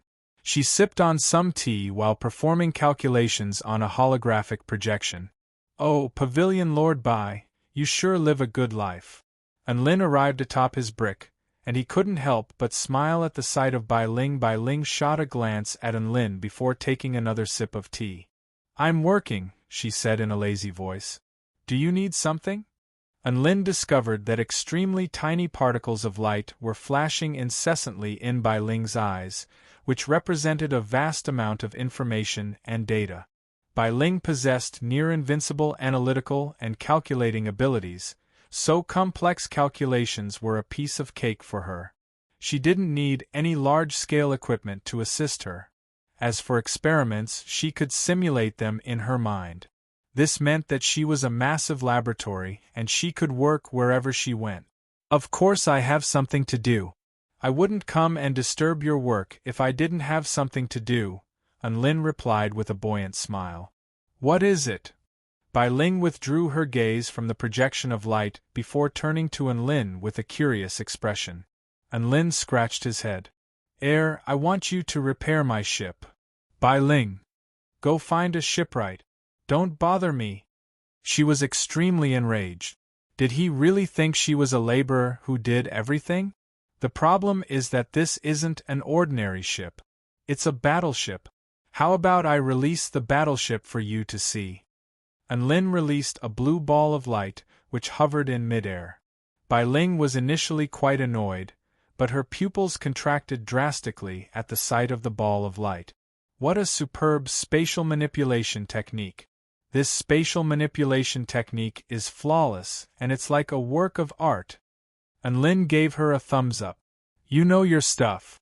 That was created by the heavenly sea god himself, so it was naturally flawless." Bai Ling's interest was piqued. "How big is your battleship? I'll make some space for you first." Unlin thought to himself for a moment before replying. "It's about 50 kilometers long, 15 kilometers wide, and over 40 kilometers tall." Bai Ling's lips twitched slightly. "It's a little ridiculous. Are you trying to squeeze my small world to death? Where did you get such a big ship?" "I picked it up from the ancient tomb at the bottom of the sea." Unlin's expression was calm. Bai Ling rolled her eyes. "Stop pretending. Your eyes betray your smugness." Unlin felt a little awkward. At this moment, Bai Ling had already waved a hand to catch the blue ball of light. She then opened her other hand, upon which two black and white orbs appeared. "World Authority activate." Rumble! The sky exploded and the earth trembled. Right in front of the giant mountain, countless plants and spirit beasts began to shift. Some of the mountains and rivers also began to shift and change. It was as if an invisible hand had pushed them away and flattened them. Not long after, a vast and spacious area appeared in the Phoenix Small World. Unlin clicked his tongue in wonder when he saw this. This kind of power that can control the world in one's hands and change it according to one's will, I also want to try it. A faint smile appeared on her face. "Do you want to play? I can transfer the authority over this world to you." Unlin was extremely excited. "Really?" Bai Ling nodded. "Of course. However, the prerequisite is that you have to progress to the Return to Void final stage first. Without attaining the power of the Divine Tao, you won't be able to control the small world." Unlin, how long will that take? For others, it might be very difficult to see that day come. Bai Ling looked deeply into Enlin's eyes before speaking in a gentle yet firm voice. But for you, I believe that day won't be too far away. Enlin was a little flattered. It looked like this big sister had a lot of faith in him. Bai Ling unleashed a spell technique to activate the blue spatial ball of light before tossing it toward the spacious area. All of a sudden, boundless light enshrouded the entire heaven and earth. Boom! The earth tremored violently as gale-force winds swept for over 50 kilometers. A gargantuan object suddenly appeared, obscuring heaven and earth with no end in sight. An inky black cannon barrel, dark green alloy armor, and the might of an ancient giant beast were all indicative of just how extraordinary this battleship was. So the battleship you were talking about really is this big? Bai Ling stared at the Starfire battleship with a slightly dazed expression. Wait, why do I feel like this battleship is a little familiar? Bai Ling's brows furrowed slightly. It's the Starfire battleship of the Spirit Fish clan, Enlin explained. Bai Ling took a deep breath as she stared intently at Enlin. The Starfire battleship. This is a battleship constructed from the combination of the divine Tao and the most advanced technology. You even managed to obtain such a strategic weapon? It's now a strategic weapon of our 4-9 immortal sect. A confident smile appeared on Enlin's face. Bai Ling couldn't help but take a few more glances at Enlin. A weapon of the Starfire battleship's caliber was even more valuable than a divine tool. Enlin's current power level wasn't actually all that powerful, but he had managed to obtain such an opportunity. Perhaps I really didn't choose the wrong person. A smile appeared on Bai Ling's face, and it was as if all the snow and ice had melted away. It was a delightful sight to behold. You asked me to repair this battleship.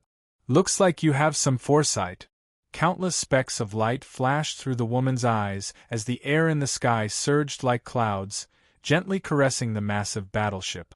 The armored hull has been severely damaged, the propulsion control room has been destroyed, and the Divine Tao Crystal's intent enhancement space has been destroyed. This level of damage is extremely difficult to repair. There's probably no better repairman than me on this entire continent.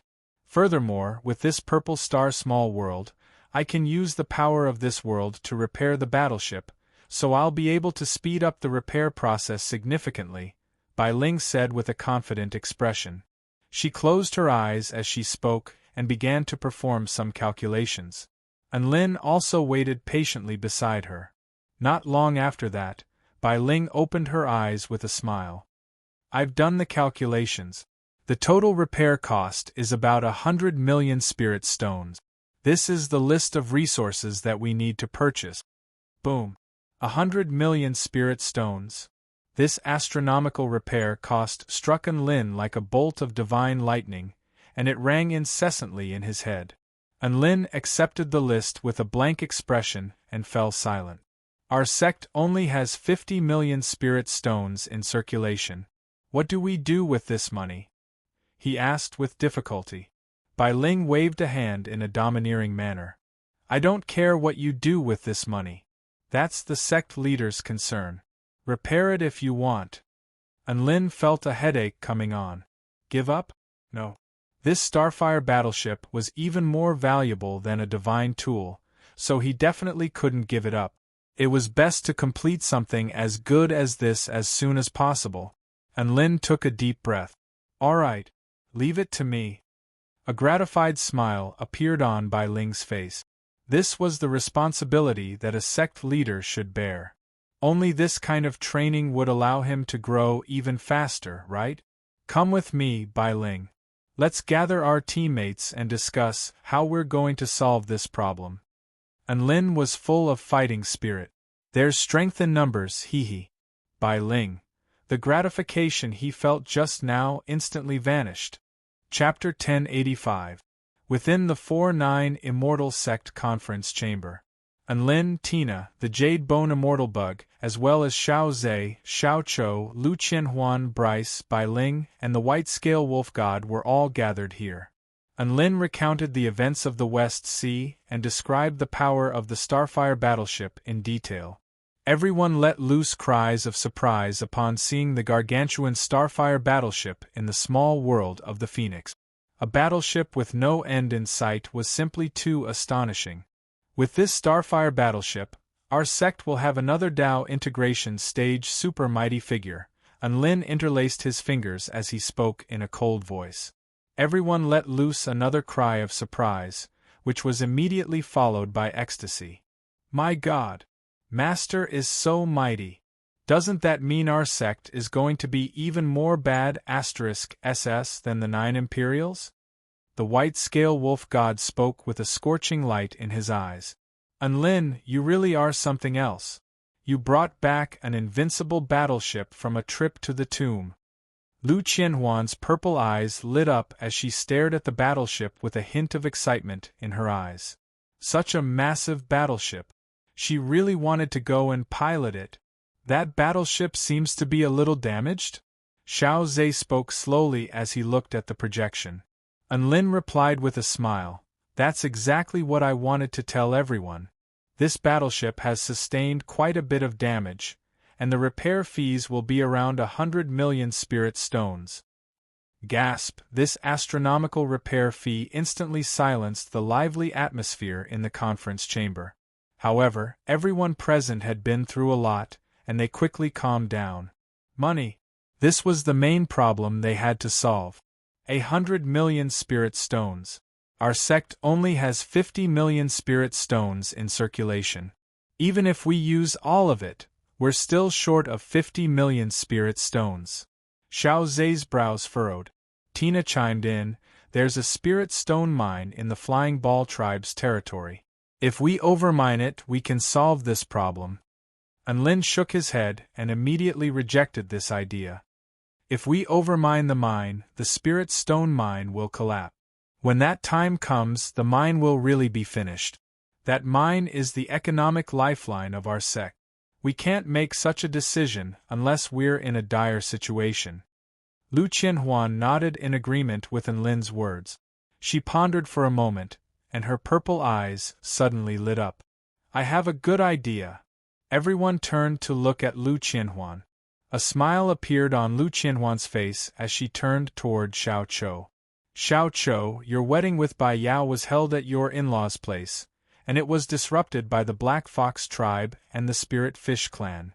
How about we hold a wedding at the 4-9 Immortal sect as well? At the same time, we can also satisfy the regrets of the sects of the Kingdom of the 9 States that they didn't have time to offer their blessings. All the higher-ups in the conference room sucked in a breath of cold air. Unlin couldn't help but clap his hands. Wonderful! I almost forgot about it. Of course, this is a joyous occasion. Bryce shook his oily green head. I agree with this wedding. Xiaozi was also excited. I also agree to this marriage.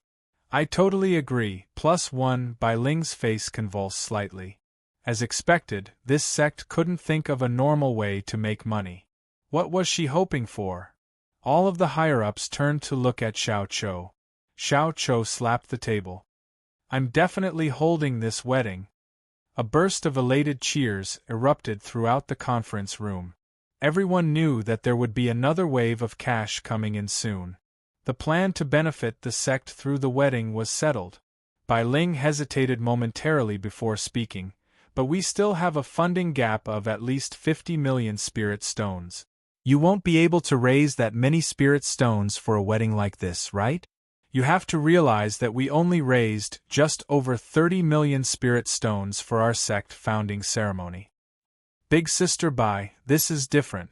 Unlin smiled and said, Our sect's status is actually very different from how it was in the past. Just my title as the Lord of Transcendence and our recent victory over the Dragon Court of the Eastern Seas have elevated the 4-9 Immortal sect's status to a whole new level. Aside from that, there are also the living beings of the West Sea. There will definitely be more powers that want to establish good relations with us than last time.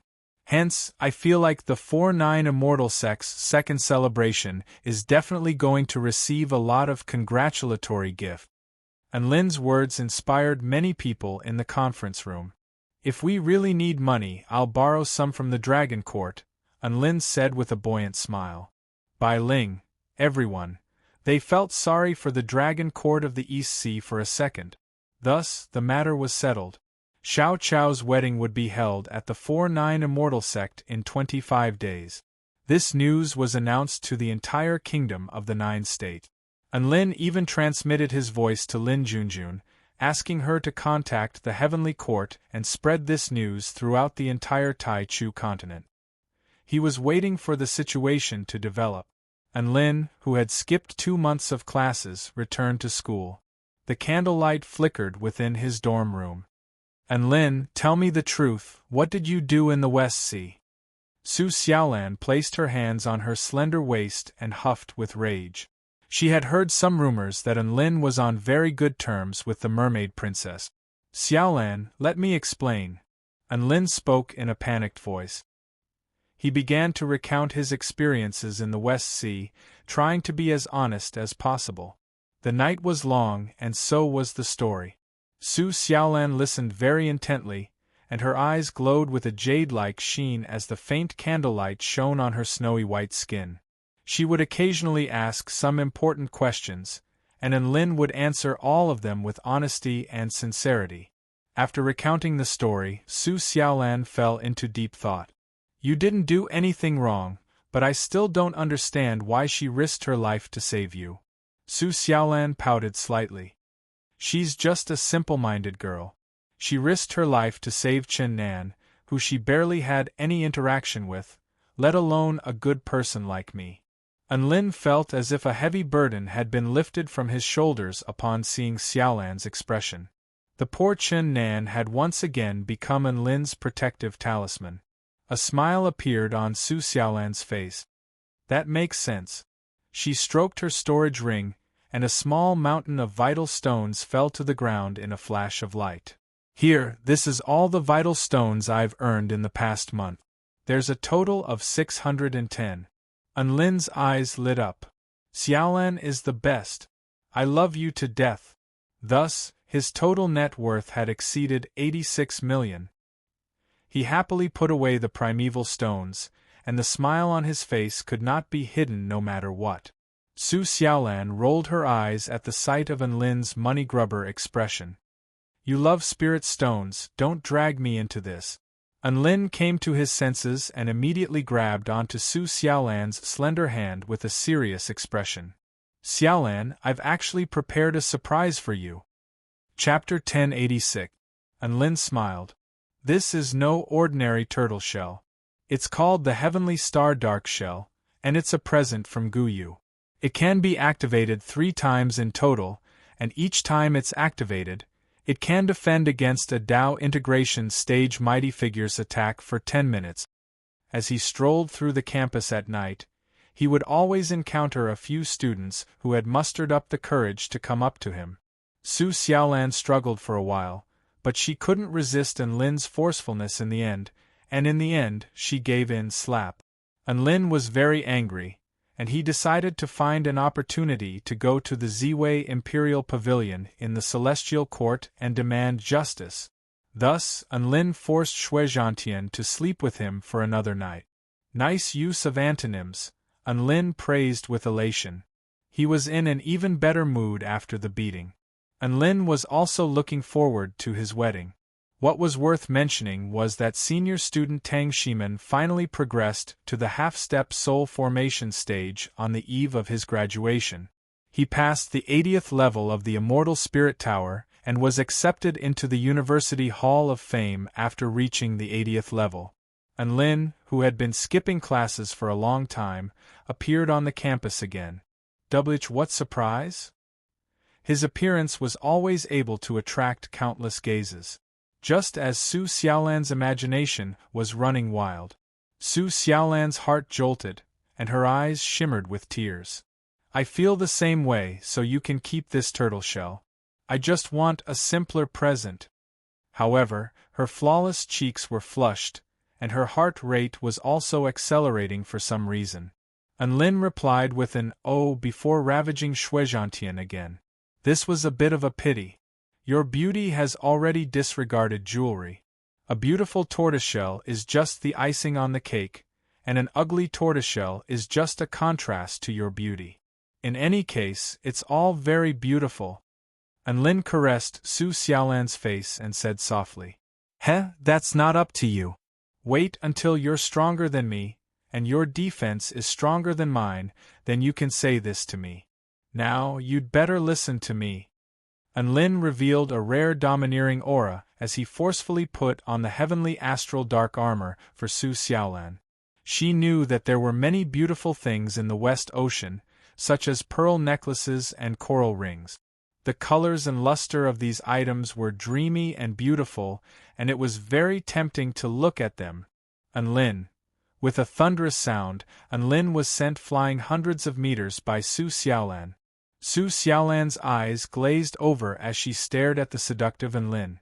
The most bad *SS was Su Xiaolan. Due to the fact that she had reforged her Dao foundation and absorbed the essential true blood of the vermilion bird, her cultivation base had progressed at a rapid rate, and she was already at the soul formation final stage when she participated in the trial. 1 minute later. After all, it was all about money. Su Xiaolan blushed as her hands were suddenly grabbed by Unlin's, and she spoke in a gentle voice. The next day. "You're an emperor. Can't you be a little more magnanimous?" As the #1 star of the university, Unlin was the true sword immortal. "Wah! Master, you're insane, unreasonable, and unreasonable." Shuizhantian curled his round body into a ball as he complained about Unlin's crimes. The undefeated war god Xing Tian had been tragically defeated by Unlin and Su Xiaolan in quick succession. No one knew what he was feeling right now. Shameless! A blush appeared on Su Xiaolan's face. What if I defeat him? Xianyuan Cheng and Su Qianyun had progressed to the soul formation stage, so they had also progressed past the 90th level. However, they were stopped at the 97th and 96th levels. Everyone was happy for Tang Shimin that salted fish had finally made a comeback. Unlin was extremely excited. "I'll reward you with a smack." However, that didn't matter. He had already passed the trial anyway, so there was no challenge in going there. He was just going to bash a bunch of seniors there. Su Xiaolan's mouth gaped open with incredulity etched on her face. That's right, he was planning to give this life-saving divine tool to Xiaolan. Xiaolan had told Unlin that she was definitely going to fight Emperor Ziwei during the 5th year of university next year. Could you imagine the despair of having your classroom blocked off during recess? This is for you. He then opened his system and looked at the God of War heaven-blasting cannon mission. Emperor Ziwei still occupied a spot on the list of missions to make 10 mighty figures of the Return to Void stage or above hate you with all their might. In any case, this promise was probably off the table. That guy owed him an inheritance, and he hadn't returned it yet? No. I can't accept this kind of treasure. What are you going to do if I accept it? Su Xiaolan pushed the tortoiseshell toward Unlin with an extremely firm expression. "You King pervert." Su Xiaolan.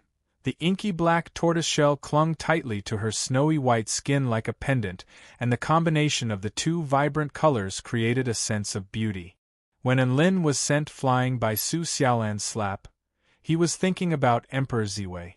She didn't think that Unlin would lie to her about this, so she was telling the truth. Unlin pulled out an inky black tortoiseshell.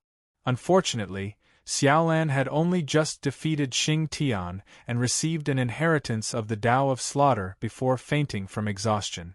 She was unable to ascend to the 100th level as everyone was anticipating. With the help of the Celestial Court, the wedding's influence on the continent continued to grow. There were all sorts of seductive versions of love that broke all conventions, diamond love that transcended common sense, extraordinary love that could awaken one's Tao heart, and so on. This was especially true for some of the juniors of the lower grade. They worshipped this mysterious and powerful senior to the point of fanaticism. Legends of Enlin were circulating throughout the school. The days passed by peacefully. During this trial, she made it all the way to the 99th level and even defeated war god Xing Tian. Su Xiaolan couldn't help but burst into laughter. This is the first time I've seen a boyfriend give his girlfriend a tortoiseshell, and he still has the cheek to praise it for being beautiful. Shuizhantian. Enlin gave Xiaolan a thumbs up in encouragement. Go Xiaolan. If you encounter Emperor Ziwei, beat him up and avenge me. You'll get a kiss for every punch you punch him, and you'll get 2 kisses for every punch you punch him. Gradually, this wedding was becoming a grand occasion even in the eyes of the entire continent. What? Master is kind, gentle, and persuasive. Shuizhantian's body was red and swollen as tears streamed down his face. Due to his truancy, Enlin missed the Immortal Spirit Tower trial. Enlin made his way out of his dorm room, humming a little tune as he was in a very good mood. However, the 4th-year end-of-year exams arrived before the wedding. He returned to his dorm room and gave Shuizhantian a merciless beating. It was just a beating, so why did he have to remember it for so long? Their lips touched in an extremely seductive manner. The 4-9 Immortal sect was counting on these gifts to survive. This was a serious job, and it couldn't be sloppy. He, Su Xiaolan, and the others had to travel to the dark marshlands again. Your surprise is to give me a tortoiseshell? Su Xiaolan's flesh crawled as her fantasies were shattered. Oh no, it should be. Enlin laid his head on Shuizhantian's head and fell into a deep sleep. Life passed by very quickly, and it was already the end-of-year exams. Enlin spoke with a matter-of-fact expression. I don't want you to be hurt more than myself. The mailbox in the attic was full every day. It was filled with pink letters. Xiao Chao's wedding was imminent, and everyone from the 4-9 Immortal sect was busy preparing for the extravagant wedding. The most important thing was to invite as many mighty figures as possible. Chapter 1087. With Enlin's status, he could choose not to go to the end-of-term examinations. However, he didn't want to be treated differently, so he decided to go and protect his friends and classmates. The dark marshlands was not a place to play. Danger could erupt at any moment, and there were actually many students and teachers who had died on this battlefield. Even though the cruel battles could help students become more powerful quickly, Enlin still decided to go and try his best to help the students who were in danger. In the southwest region of the Kingdom of the 9 States, Gem State, on top of Lingken City, a grand city. This was one of the cities where the Blood Tribe had fought the most ferociously. To the west was a vast expanse of black earth with a faint aura of death and corrosion lingering in the air. There were several thousand soldiers stationed on the city wall, which was over 100 meters tall. There were long-range attackers, scouts, cannons, melee guards. All types of powerful soldiers were present, forming an impenetrable fortress. The Flying Sword God was instructing Enlin with a serious expression on his face. Classmate Enlin, don't forget to be too arrogant. After all, Emperor Yideng is most likely already suspecting you of Leiden's death. Don't worry, I know that. I'll just be idling here and won't cause any trouble. Enlin nodded with a smile. The Flying Sword God heaved a resigned sigh upon seeing Enlin's expression. Alright, you have to ensure your own safety. Your presence is very important to the Celestial Court. What else could Enlin say after receiving such special attention from his homeroom teacher? He could only agree obediently. The Flying Sword God didn't dare to cause any trouble with his classmates this time. Last time, he and his classmates had swept through a dozen or so Blood Tribe cities and accidentally allowed Enlin to kill a Return to Void stage mighty figure.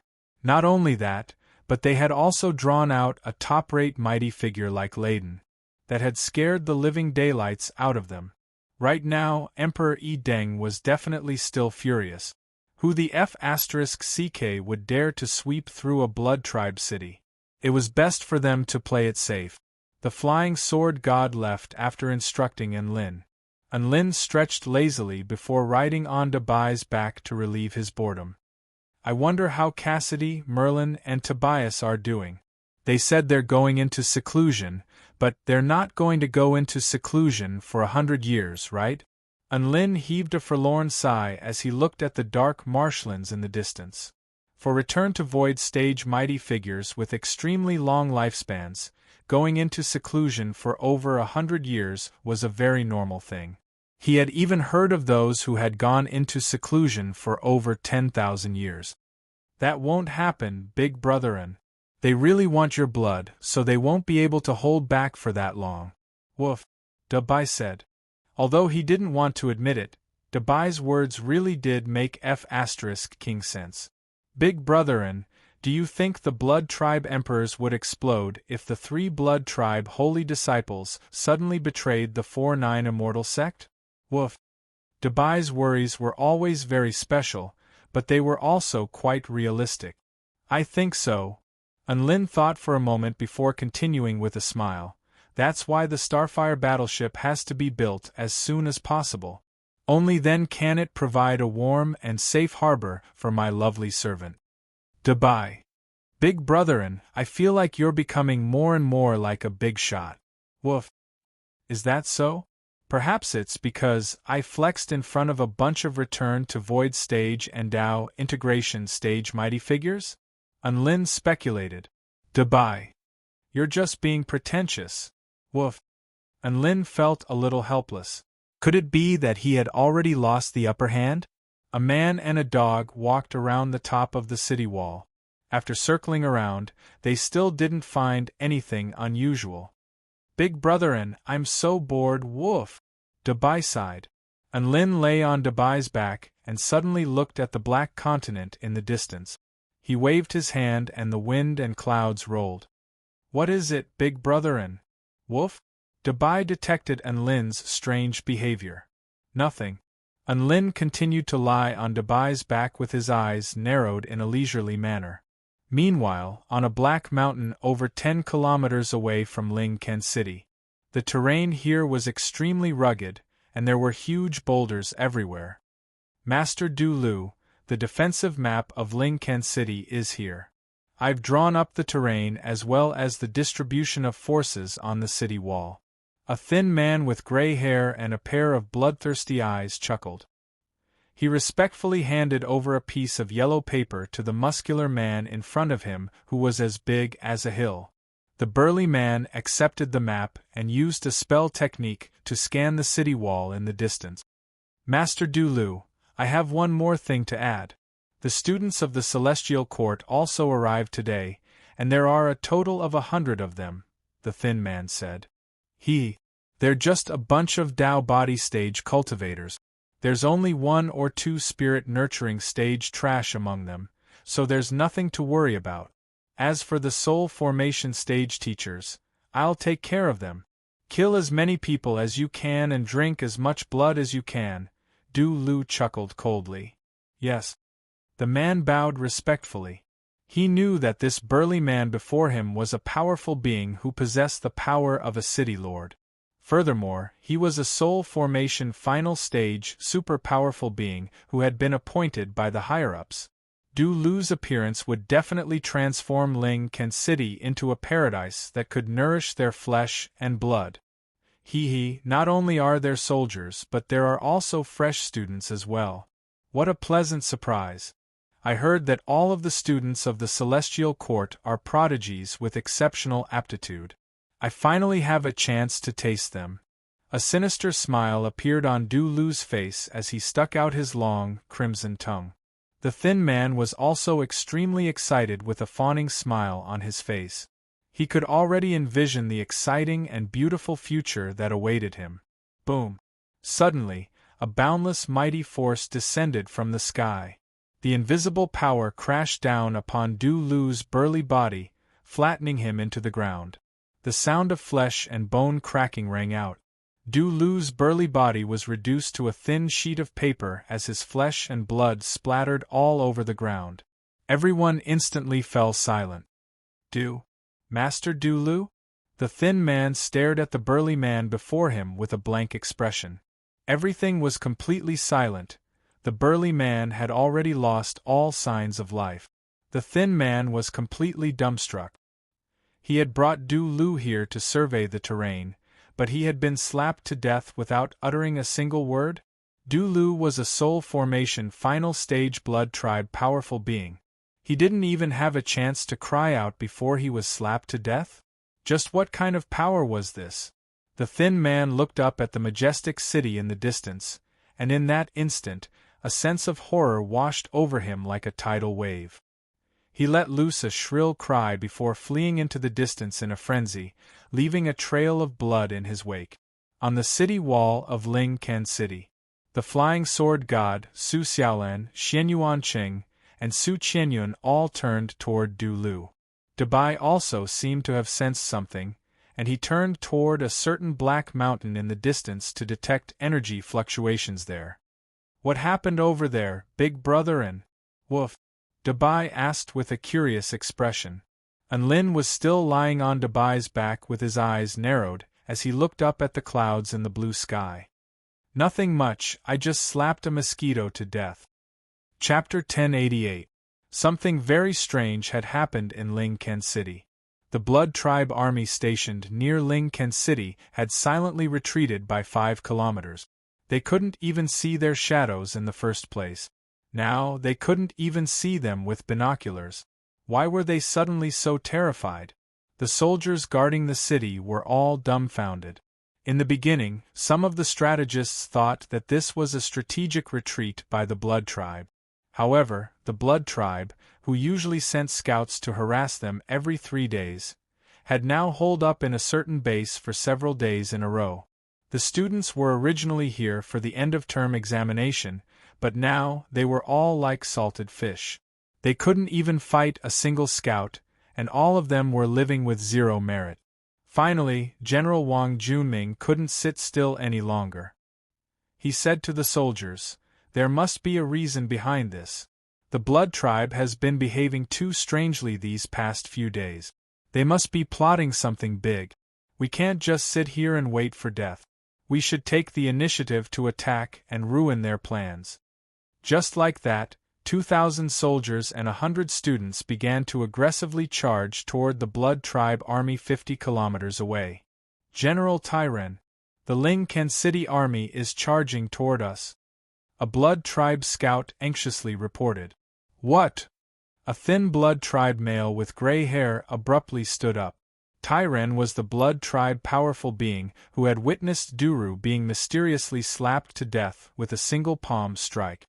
"I've already given in so much, so why are they still chasing after us?"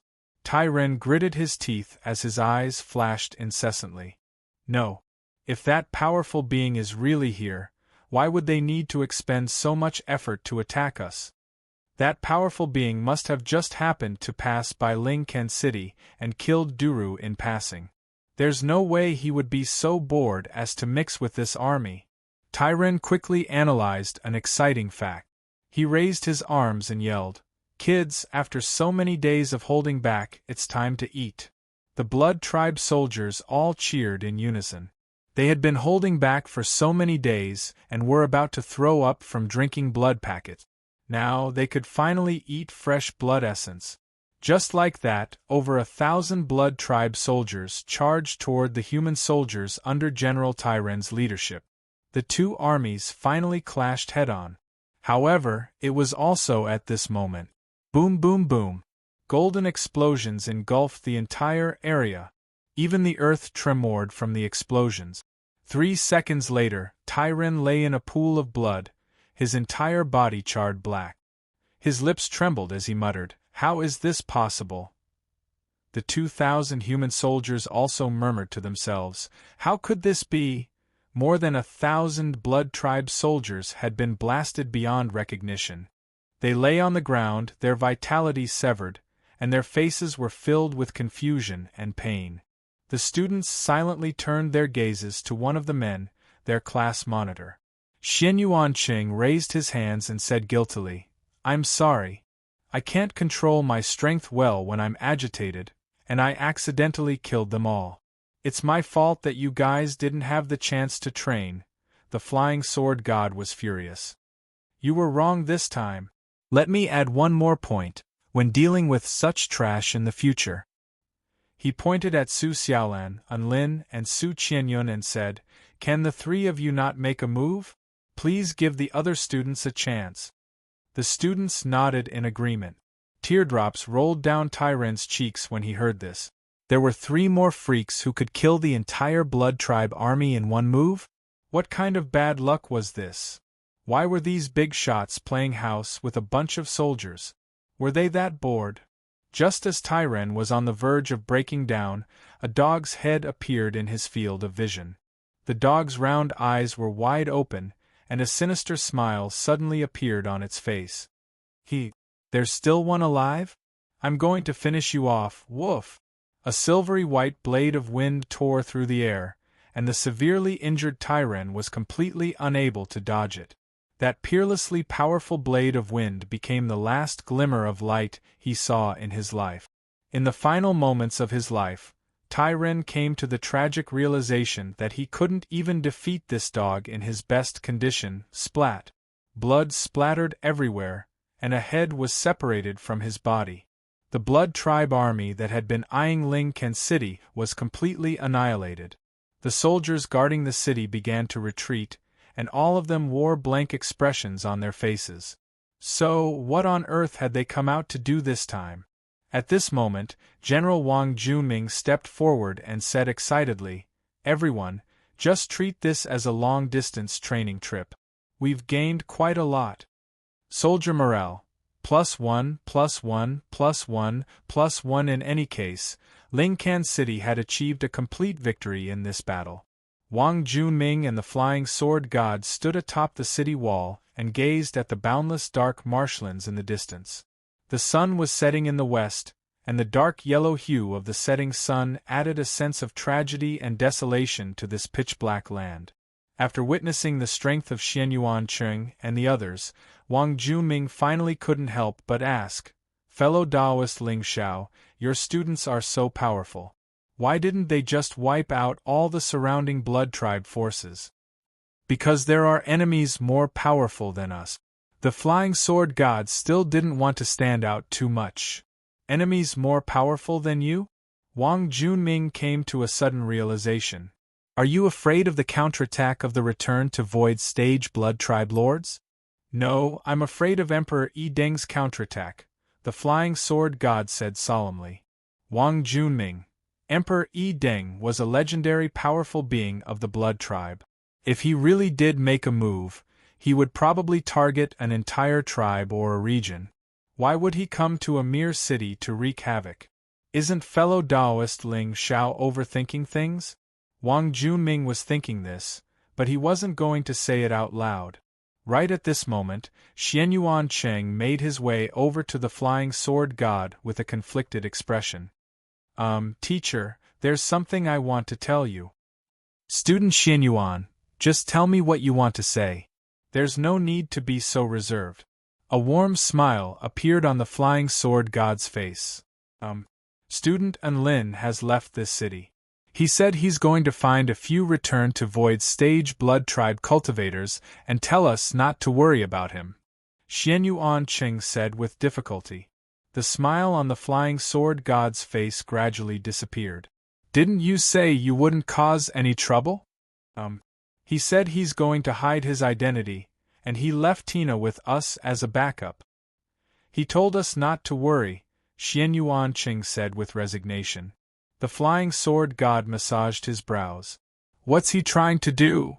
"He said he needs to enrage a return to Void Stage mighty figure to practice a cultivation method or something."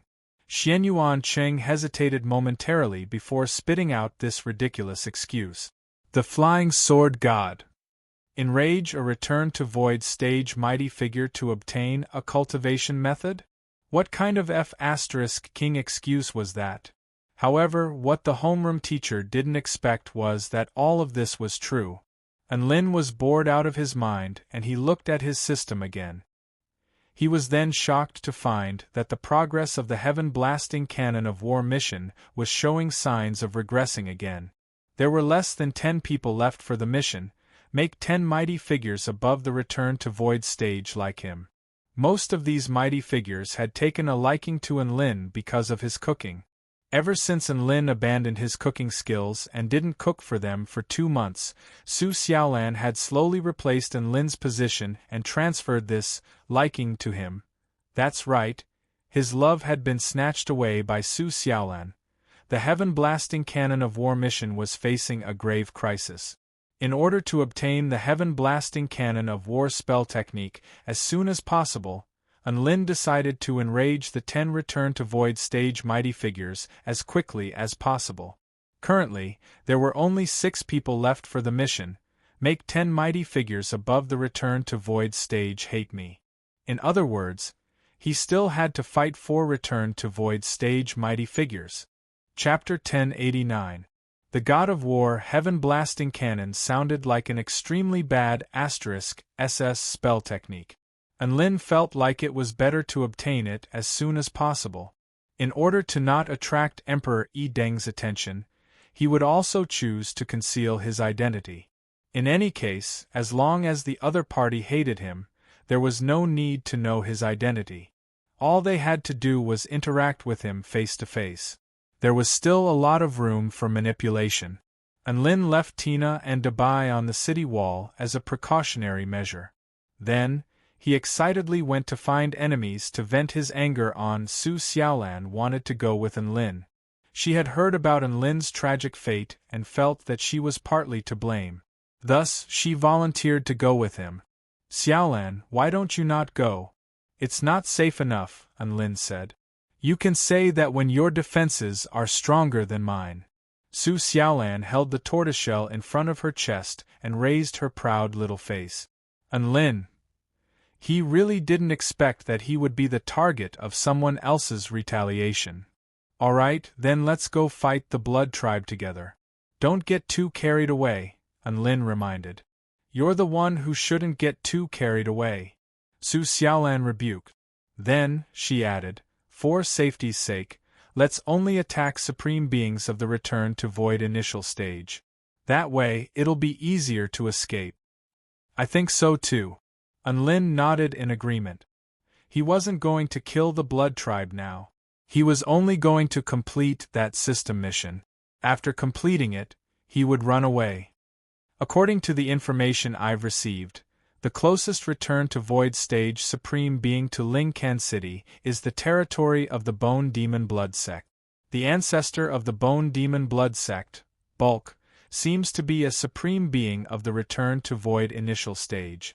Before setting off, Su Xiaolan had requested a map of the Blood Tribe's territory from the Executive Department of the Celestial Court. Alright, it'll be him then. Apart from super mighty beings of the Dao integration stage, Enlin had never been afraid of anyone. He could pick any opponent he wanted. The two of them quickly traveled toward the west. At this moment, night fell and the bright moon hung in the sky. In an area filled with white bones, the blood-red plant swayed in the wind, dripping a few drops of saliva from time to time. There were all kinds of pitch-black creatures breeding here. They were like masses of wriggling shadows. Most of them had sharp mouthparts, and they liked to suck all kinds of blood and life essence. Inside the incomparably huge skeleton, there were countless blood-sucking worms feeding on the bone marrow inside. The corrosive nature of the dark marshlands gave the creatures here thick skin, and their colors were all dark, so they definitely didn't look beautiful. On a tall mountain covered with bright red flesh-like plants, there was an incomparably huge skull of the bone demon standing at the top of the mountain. It was as if the mountain had an extra skull, and it looked very strange.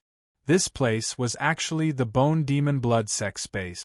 At night, the Bone Demon Blood Sect was holding a blood feast.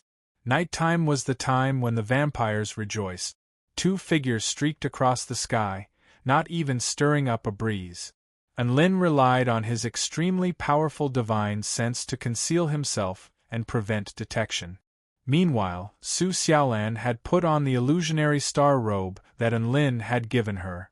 Her petite figure seemed to carry with it a sky full of starlight, and she seemed to be one with the stars in the sky. The robe fused with the environment, and it could conceal one's aura to the greatest extent. It was an excellent stealth effect. And Lin felt that even if the enemy had a return to void final stage mighty figure, they wouldn't be able to discover them. Inside the bone demon's skull, in an extremely spacious hall, the red carpet was like fire. In the center of the hall, there was a crystal chandelier that looked like a blooming lotus flower, and its dazzling golden light illuminated the entire space. The decorations were extravagant and dazzling. Countless powerful beings of the blood tribe were gathered here. They were either hugging and dancing, or raising their cups in celebration. The young sect leader, Starbucks, was in high spirits as he raised the cup of blood wine in his hand. Today is the 82nd blood-tasting festival of our Bone Demon Blood sect. We thank the distinguished guests of the Red Snow sect, the Heavenly Scorpion sect, and the 32 sects for coming here to celebrate this festival together. Our main event, the blood auction, will be held in 2 hours. I hope everyone has a good time. Saying this, Starbucks emptied the cup of blood wine in his hand. The blood tribe cultivators in the hall all cheered and emptied their cups of blood wine. Starbucks walked off the stage. At this moment, a man with golden pupils and a black robe that concealed his entire face had already walked over. "My disciple," he said in a hoarse voice, "build a good relationship with the 2 sect leaders of the Red Snow sect and the Heavenly Scorpion sect, especially the Red Snow sect. That's a sect related to the new holy disciple." Starbucks nodded with a smile. "Don't worry, Master. I'll take care of this." The person standing before him was the ancestor of the Bone Demon Blood sect, Lord Burke, who was at the return to void initial stage. What are you two talking about? I just sneezed. I think you guys weren't talking about me just now, right? A beautiful, golden-haired woman dressed in a long red and white robe walked over gracefully. Her face was filled with seduction. She was the sect leader of the Red Snow sect, Eliza. Starbucks' expression didn't change. He retrieved a glass of red wine from his storage ring and walked toward the woman. Sect leader Eliza's beauty is unparalleled in the 9 southeastern regions. Master and I naturally couldn't help but sigh in admiration at such a peerless beauty. Eliza accepted the glass of red wine upon hearing this. "Won't you blush when you praise me like this?" She gazed at Starbucks and took a sip of the red wine. Under the nourishment of the red wine, her lips became even more tender and alluring. "Actually, it's very easy to build a good relationship with me," Eliza said in a soft voice. An awkward expression appeared on Starbucks' face. He didn't think that Eliza would overhear their conversation. "You just have to give me that item you're auctioning. That way, our relationship will become extremely solid. Even tonight, I can accompany you and make you wish you were dead." As she spoke, Eliza's loose red and white robe slid down unconsciously, revealing her smooth, snow-white shoulders and half of her voluptuous Dubai bunnies.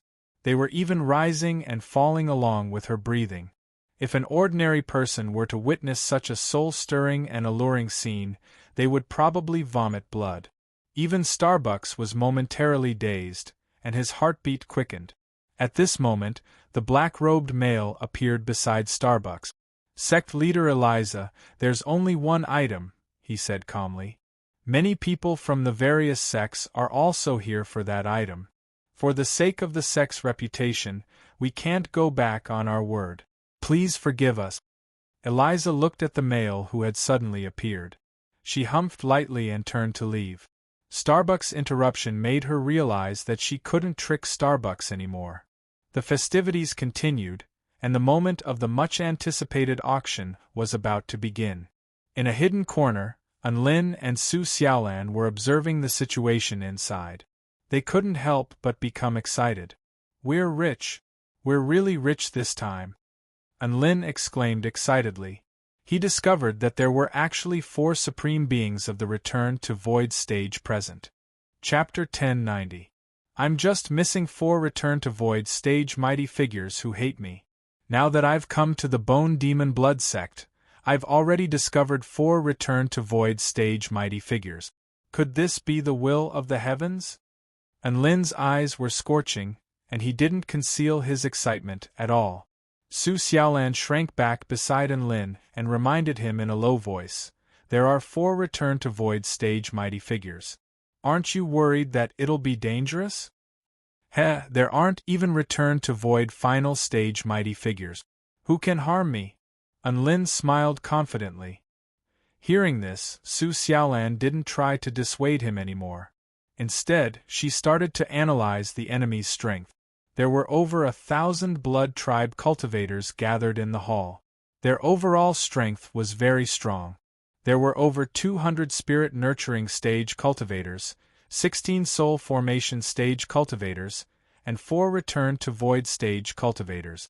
The new sect leader of the Bone Demon Blood sect, Starbucks, was a newly advanced Return to Void stage mighty figure. Ancestor Bulk was a Return to Void initial stage mighty figure.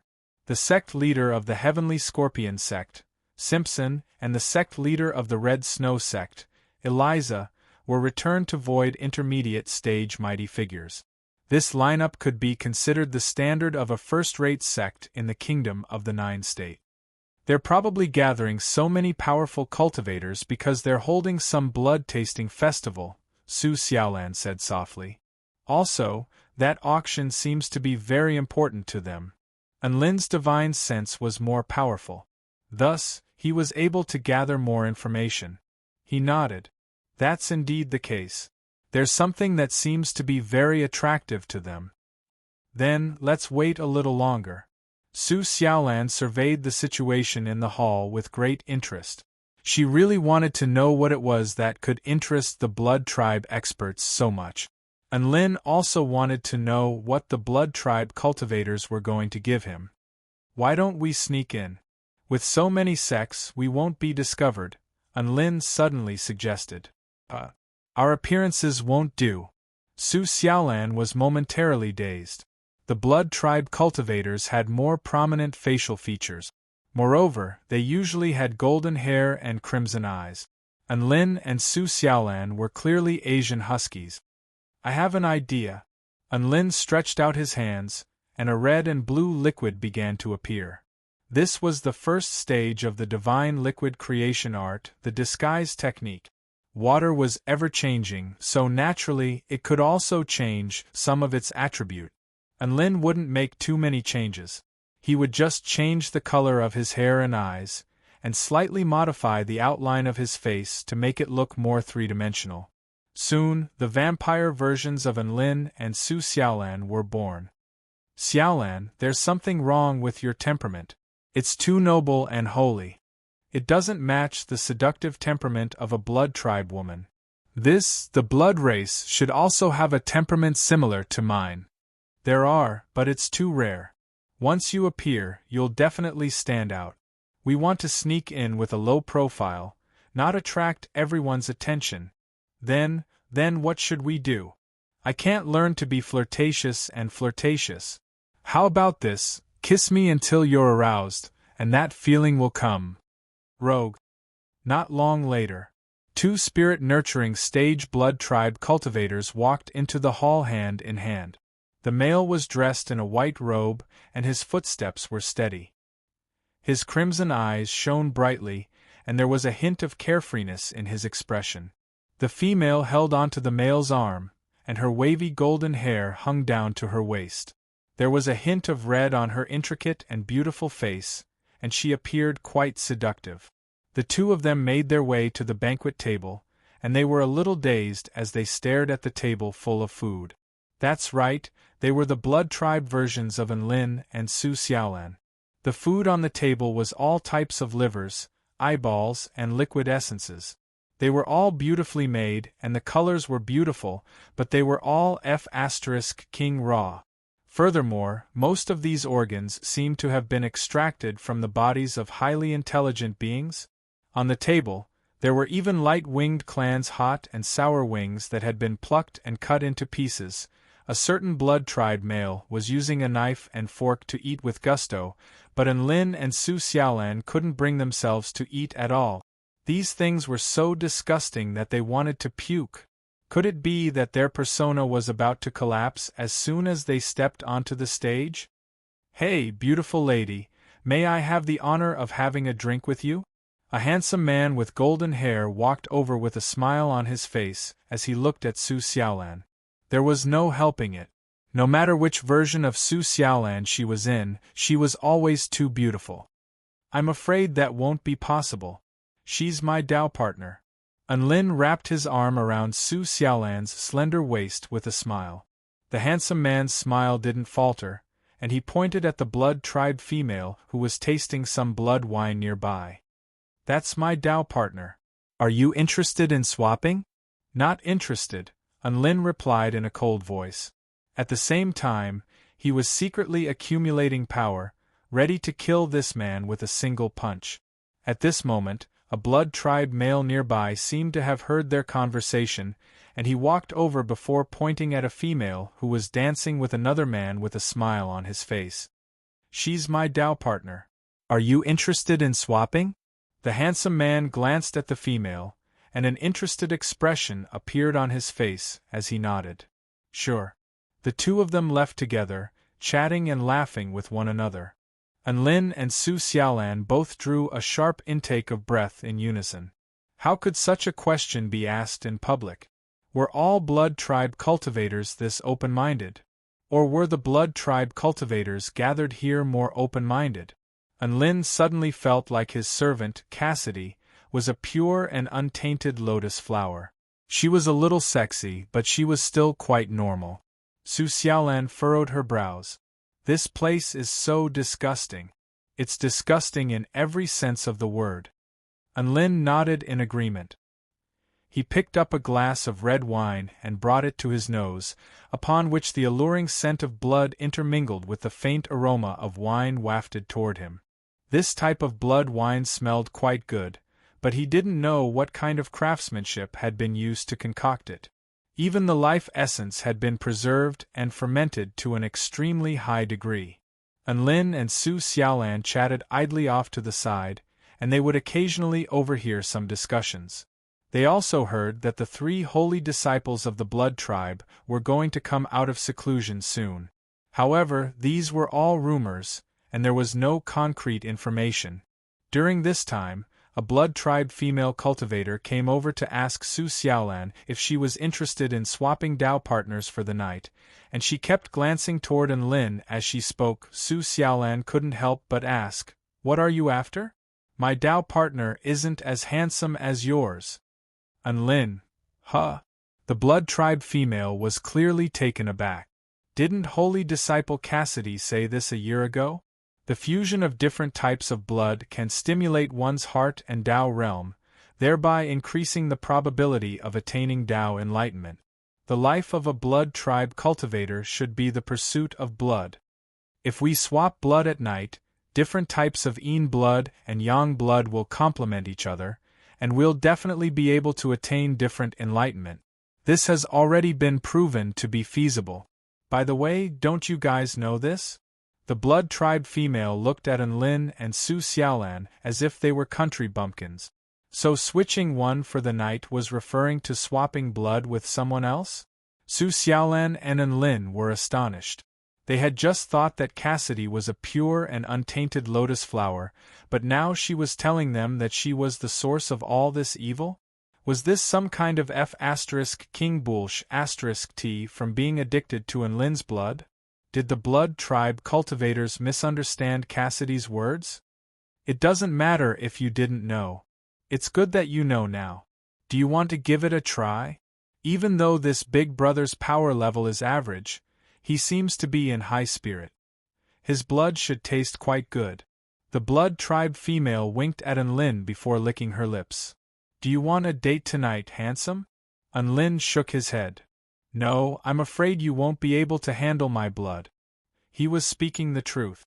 The Poison Lord's reputation wasn't just for show. His blood could already poison blood tribe cultivators below the return to void intermediate stage to death. Oh ho ho. I'm so scared. The female giggled as she patted her massive chest. Su Xiaolan's expression darkened. She was just about to draw her sword and slash this seductive B*TCA. At this moment, a loud and clear voice suddenly sounded. Esteemed guests, the time has come. The blood-tasting festival auction will officially begin. A tall platform began to rise from the center of the hall. A blue enchantment barrier appeared and engulfed the platform. This was an enchantment barrier that could block the attacks of Return to Void stage mighty figures. The sect leader of the Bone Demon Blood sect, Starbucks, appeared at the center of the platform to host the entire auction. Just like that, the Blood Tribe female's life was spared. Over 1,000 Blood Tribe cultivators all focused their attention on the tall platform. The much-anticipated auction had officially begun. Chapter 1091. Starbucks shone brightly on the stage. Beside him was a huge piece of red cloth that completely covered him, maintaining the mysteriousness of the item being auctioned. Burke sat not too far away from the auction stage, exuding a cold and gloomy aura that no one could approach. The Red Snow sex, Eliza's group, and the Heavenly Scorpion sex, Simpson's group, sat at the very front. There were also a few representatives from first-rate sects who were not present but were still seated slightly behind them. After that, there were 2 rings, 3 rings, 4 rings. Unlin and Su Xiaolan mingled with some ordinary Blood Tribe sects and silently watched the show. The most important part of the blood-tasting festival is here. Next, I will reveal the first auction item, the Abyss Lightning Bat from the 10,000 Demon Cave. Starbucks suddenly lifted the red cloth. A pitch-black bat about 30 feet in size with blue lightning patterns all over its body appeared in front of everyone. Its entire body was pierced with strange silver tubes, and dark red blood was flowing along the silver tubes. The blood slowly flowed along a certain path, converged, and finally landed on a glass apparatus. The bat's body was still moving up and down slightly. It trembled as if it was crying out in pain. Unlin frowned. This bat, it's still alive. Starbucks caressed the bat's face and said passionately, this Abyss Lightning Bat is at the Soul Formation intermediate stage. In order to maintain its blood's activity, it's sealed and not dead. When its blood first enters the mouth, it feels like it's going to explode. After that, the taste will be smooth and refreshing, extremely fragrant. The life essence contained in its blood has even reached A grade. The amount of blood stored in its body is 1 ton. The starting price is 100,000 spirit stones. I will bring out some samples for everyone to taste before starting the auction. Starbucks waved his hand, and countless drops of blood flew into the empty wine glasses that the Blood Tribe members had prepared beforehand. Everyone had a share.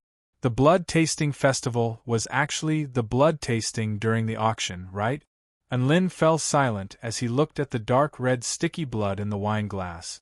At this moment, sounds of moaning and exclaiming could be heard beside him. Very soon, the auction began. The blood of this Abyss Lightning Bat at the Soul Formation intermediate stage was sold for a price of 180,000 spirit stones. It was won by a Soul Formation final stage sect leader. As for the people of the Red Snow sect and Heavenly Scorpion sect, they did not even participate in the bidding. Clearly, they were not very interested in the blood. The next few auctioned items were all exotic beasts of the same level. In the end, a half-naked creature with a pair of black wings and a body covered in bloody scars appeared on the stage. It was tied to a wooden frame and was on its last breath. Unlin and Su Xiaolan were both shocked. The Blood Tribe was really bold. They really dared to auction anything. The auction seemed to have reached its climax. Starbucks beamed with joy. As everyone can see, this is a Soul Formation final stage Darkwing Tribe spirit. If one were to ask what kind of highly intelligent creatures were the hardest to capture in this world, it's not the powerful Lightwing clan that would rather die than submit, nor is it the elusive Vermilion Bird clan. It's the Darkwing clan that fears death the most. I'm sure everyone is very interested in the blood of a dark wing race elite, right? It was different from the clear and sweet blood of the light wing clan. On the contrary, it was a deep and boundless mellow fragrance. I believe that everyone will like it after tasting the blood. Starbucks waved his hand, and the blood dripped onto the wine cups of the blood tribe cultivators. There was only one drop of blood. After all, the dark wing tribe cultivators were built like humans, and they didn't have much blood in their bodies. However, when the blood tribe cultivators tasted this drop of blood, they all revealed intoxicated expressions. The evil-slaying sword in Enlin's storage ring started to tremble. It actually had an extremely strong urge to kill. This was the first time it had voluntarily expressed this desire to Enlin. He hurriedly suppressed this urge. "What are you doing, little Xie?" Enlin communicated with the evil-slaying sword in his mind. "I want to kill someone." The evil-slaying sword's cold voice sounded in his mind. Enlin faltered for a moment. A certain speculation suddenly surged into his mind. The evil-slaying sword was once a top-tier immortal tool that the Dark Knight monarch yearned for. "You want to save that Dark Wing tribe elite?" Enlin was shocked. "Even so, we still have to wait. Now is not the time. When the time comes, I'll help you kill him." Enlin felt like he had said something very domineering. However, the evil-slaying sword said indifferently, "I think you've misunderstood something. I just want to kill that Dark Wing tribe cultivator. That's all." Enlin. This turn was too sudden, and Enlin was a little dazed. At this moment, the Dark Wing tribe elite had already started the auction. Just the starting price alone was 500,000 spirit stones. Even so, there were still many sects participating in the auction, and the atmosphere was extremely lively.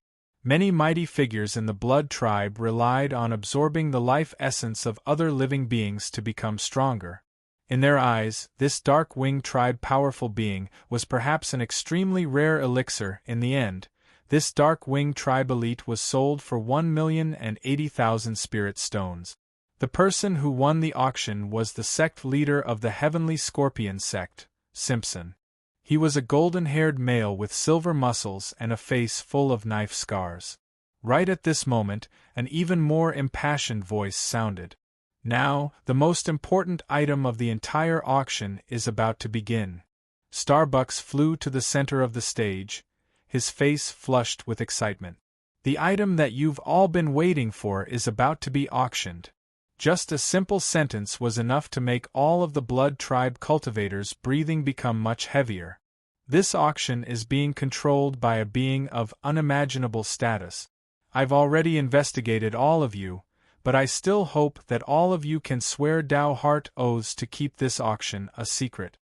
All of the blood tribe cultivators swore their oaths as soon as Starbucks finished speaking. Enlin and Su Xiaolan also swore their oaths. In any case, it wasn't a problem if they didn't violate their oaths. All they had to do was kill all of these people. After swearing their oaths, Starbucks announced the most explosive piece of news. "The next item is a supreme treasure that Holy Disciple Cassidy obtained from the Holy Land of our ancestors. It is a supreme treasure that can allow us to observe the true meaning of life and grant us limitless potential."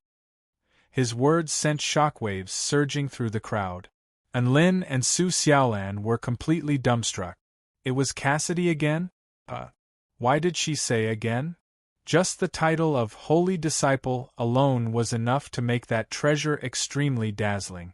All of the blood tribe cultivators began to look forward to that treasure. Today is the blood tasting festival, so the item being auctioned naturally has something to do with blood. However, there's no tasting this time, as there's only one drop. That's right. It's a drop of the Holy Patriarch's blood. It can purify our bodies and elevate our life to a higher level, allowing the blood in our bodies to become closer to the Holy Patriarch's blood. Everyone was shocked upon hearing this.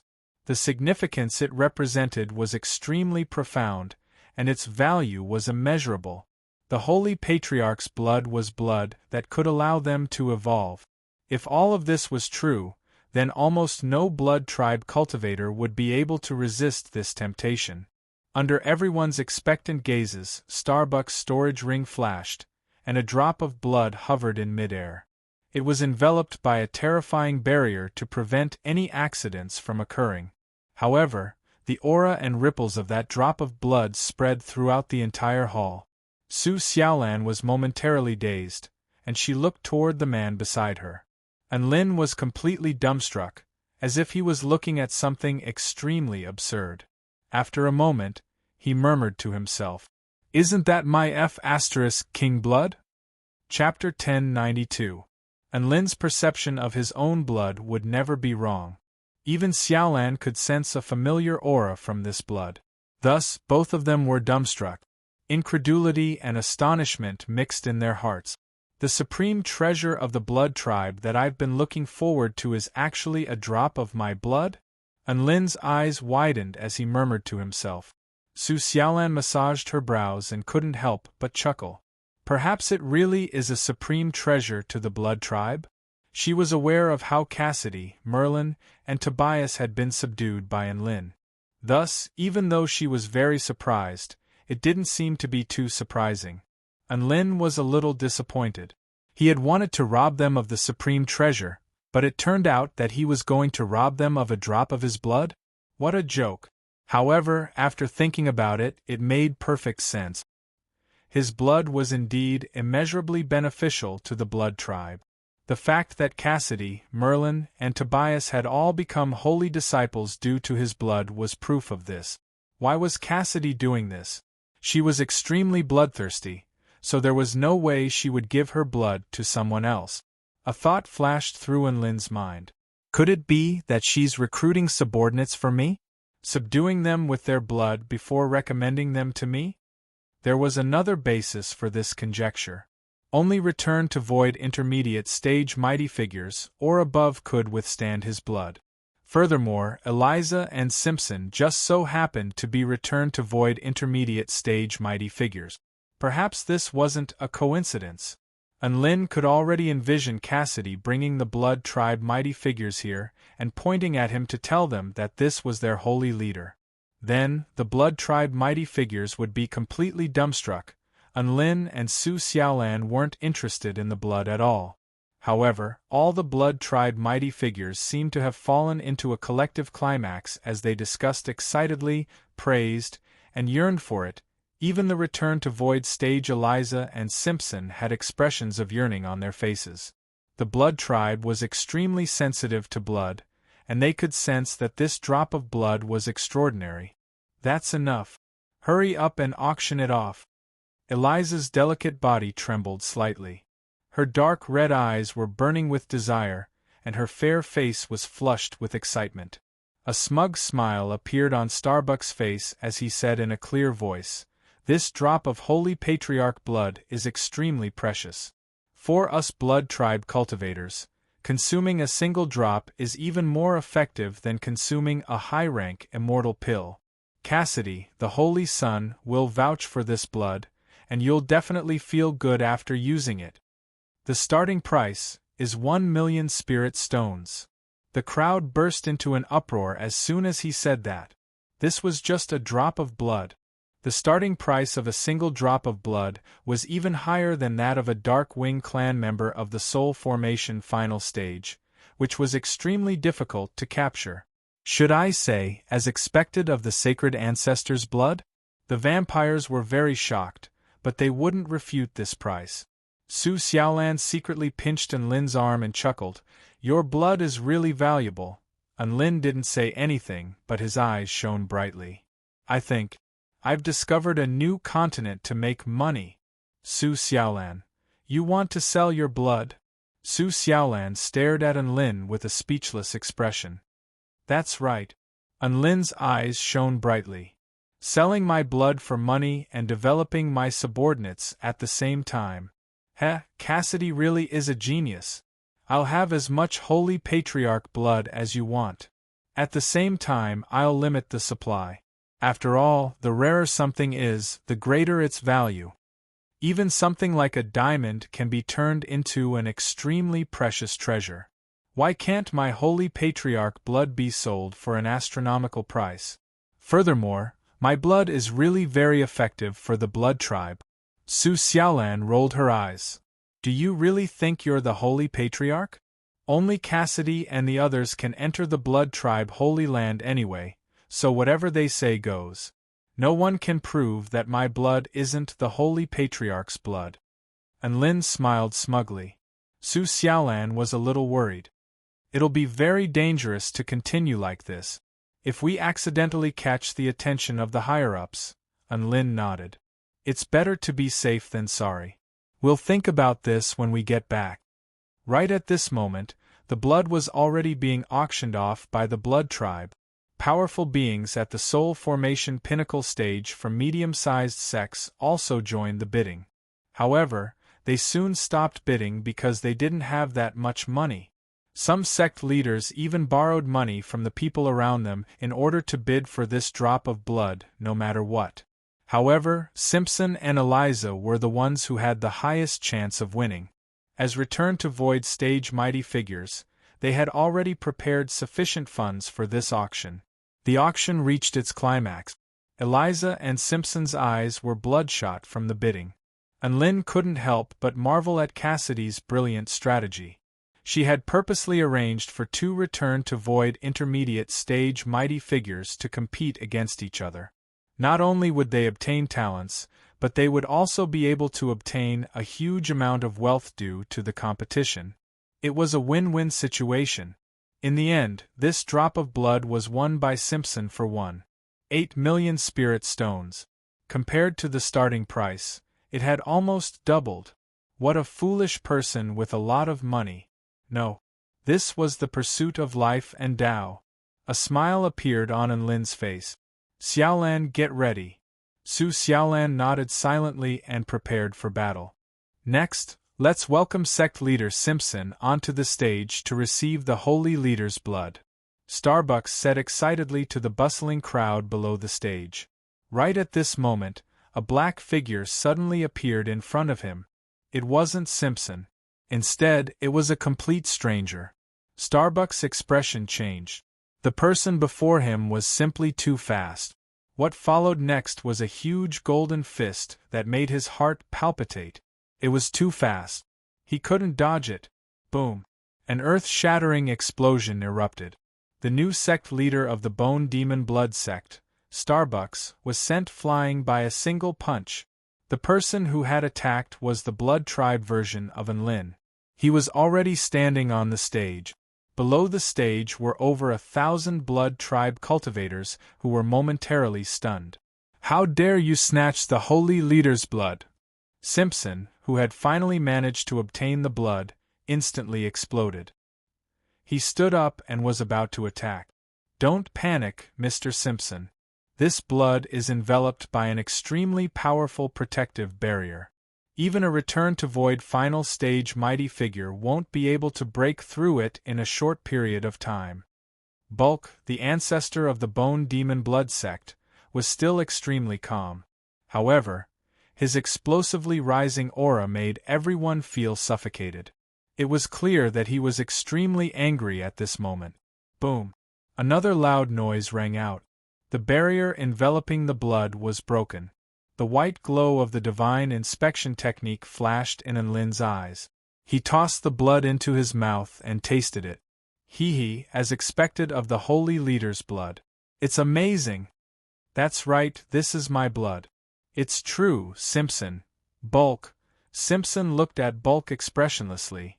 Didn't you say that even a Return to Void final stage mighty figure won't be able to break through it in a short period of time? This supreme being felt like he had been played. Guards, don't let him escape. Capture him. Bulk roared angrily. The sect protection formation was activated at the same time. Countless powerful Blood Tribe cultivators unleashed their powerful auras. In the vast hall, the killing intent was like the sea, almost tearing open the huge dome. Ding ding ding, 3 pleasing sounds traveled over. Simpson +1, Bulk +1, Starbucks +1. Ayaya, you're too polite. You actually assisted 3 people at once. Unlin's lips curled up into an arrogant smile. He slowly pulled out his evil-slaying sword.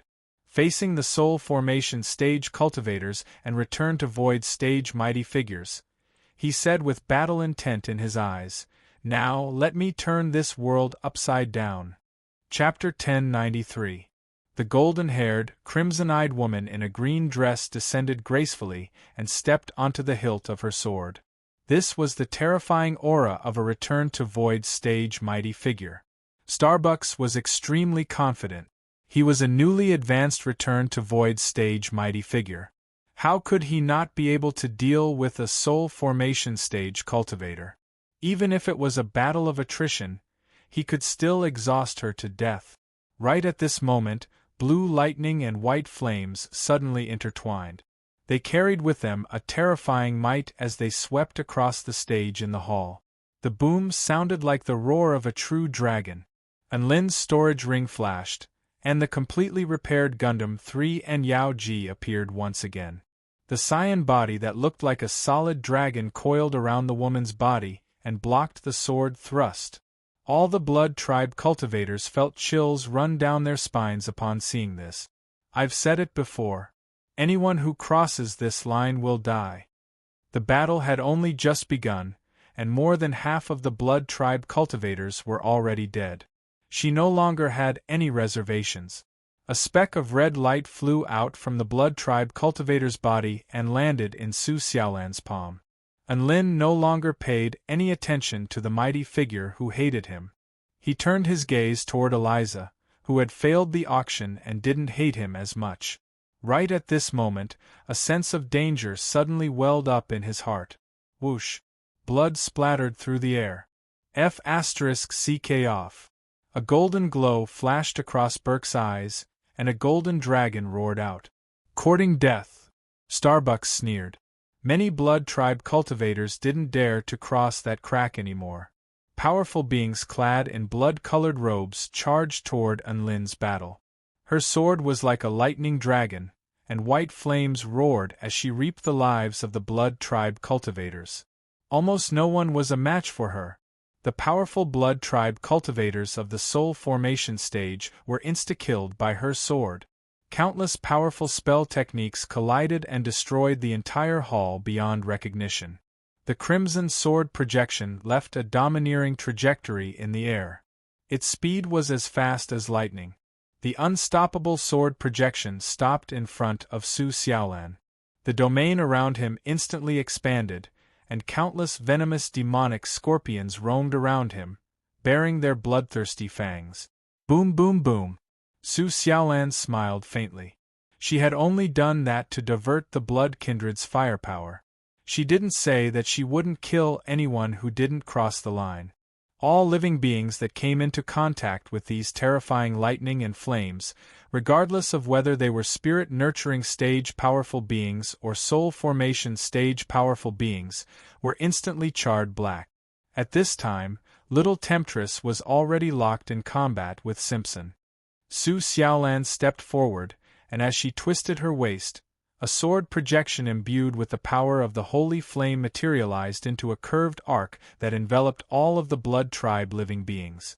Then, the shock and fear on the Blood Tribe member's face froze. Humph! How dare a mere soul formation stage cultivator act so arrogantly here? A Blood Tribe cultivator at the soul formation stage roared as he pounced toward Su Xiaolan. The sacred fire could incinerate heaven and earth, and the poisonous demon scorpions would melt upon contact. At this moment, a lightning and fire dual dragon sparrow sword descended from the sky. Shadow Scorpion Domain. Eliza, who was at the Return to Void intermediate stage, was his true target. Starbucks had chosen to wait and see from the start. After confirming that this woman was with that man, he decided to target the weaker ones. He would either kidnap or kill this woman to intimidate his opponents. A blood-red sword projection suddenly pierced toward her from a certain angle. The powerful sword projection tore through her holy flame barrier and pierced toward her chest. If he couldn't defeat her alone, he could always gain the upper hand by ganging up on her. Holy flame, flight of the vermilion bird. The powerful beings of the Bone Demon Blood sect also sprang into action. They pounced toward Enlin, planning to use spell techniques to restrain Enlin and create an opportunity for them to fight. Ding! This was the true meaning of "one man holds the pass against 10,000 enemies." She was like an inexhaustible god of slaughter. All the powerful beings of the Blood tribe who passed through the crack in the ground were instantly slain by her dragon sparrow sword. Su Xiaolan's voice was cold, but it was filled with power. Su Xiaolan's sword descended at an even faster speed. Starbucks had no way of dodging it. The sect leader of the Bone Demon Blood sect, Starbucks, had finally made his move. However, there were still many frenzied Blood tribe cultivators who chose to charge toward Su Xiaolan after a short while. A violent explosion erupted. The battle was extremely brutal.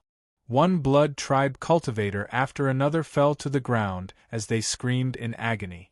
They all became ghosts under the green-clothed woman's sword. Why is this metal puppet so powerful? Simpson's body was covered in silver muscles. He was extremely proud of his powerful body, but even after blocking Su Xiaolan's sword strike, a bloody gash instantly appeared on his body. The blade of the sword pierced into the ground, creating a massive crack in the ground. "We clearly didn't cross the line. Why are you still trying to kill us?" Some of the powerful beings of the other sects who were spectating from afar were also affected by the spell techniques, and they began to wail in agony. Gundam 3's fist was enshrouded by a golden energy halo, and he also unleashed a punch. His face was still red and swollen from Enlin's mountain-quaking fist, but his aura wasn't weak at all. In an instant, the power of the Blood tribe cultivators surged toward him like a tidal wave. They cleverly stood in the distance and used long-range spell techniques to attack. Buck, Simpson, and Eliza pounced toward Enlin almost at the same time. The woman in front of them was only an extremely powerful soul formation stage cultivator. She wasn't a return to void stage cultivator, so how could she suppress a large group of Blood tribe cultivators by herself? A white sword projection flashed past. Su Xiaolan absorbed the red light, and a healthy flush appeared on her face. Her life force was replenished, and her aura seemed to have become stronger as well. At this moment, Enlin was already pouncing toward Eliza with his sword in hand. "What?" Starbuck's eyes widened in disbelief. He couldn't believe what he was seeing. This core cultivation method that he had inherited from war god Xing Tian's Tao of Slaughter seemed to be quite useful. Specks of red light leaped out from the corpses of the Blood tribe cultivators and landed on Su Xiaolan's body. Not only did Su Xiaolan not feel tired during the battle, but she also became more and more courageous, and her aura became more and more terrifying. It was as if a vermilion bird had descended from the heavens and glided through the sky.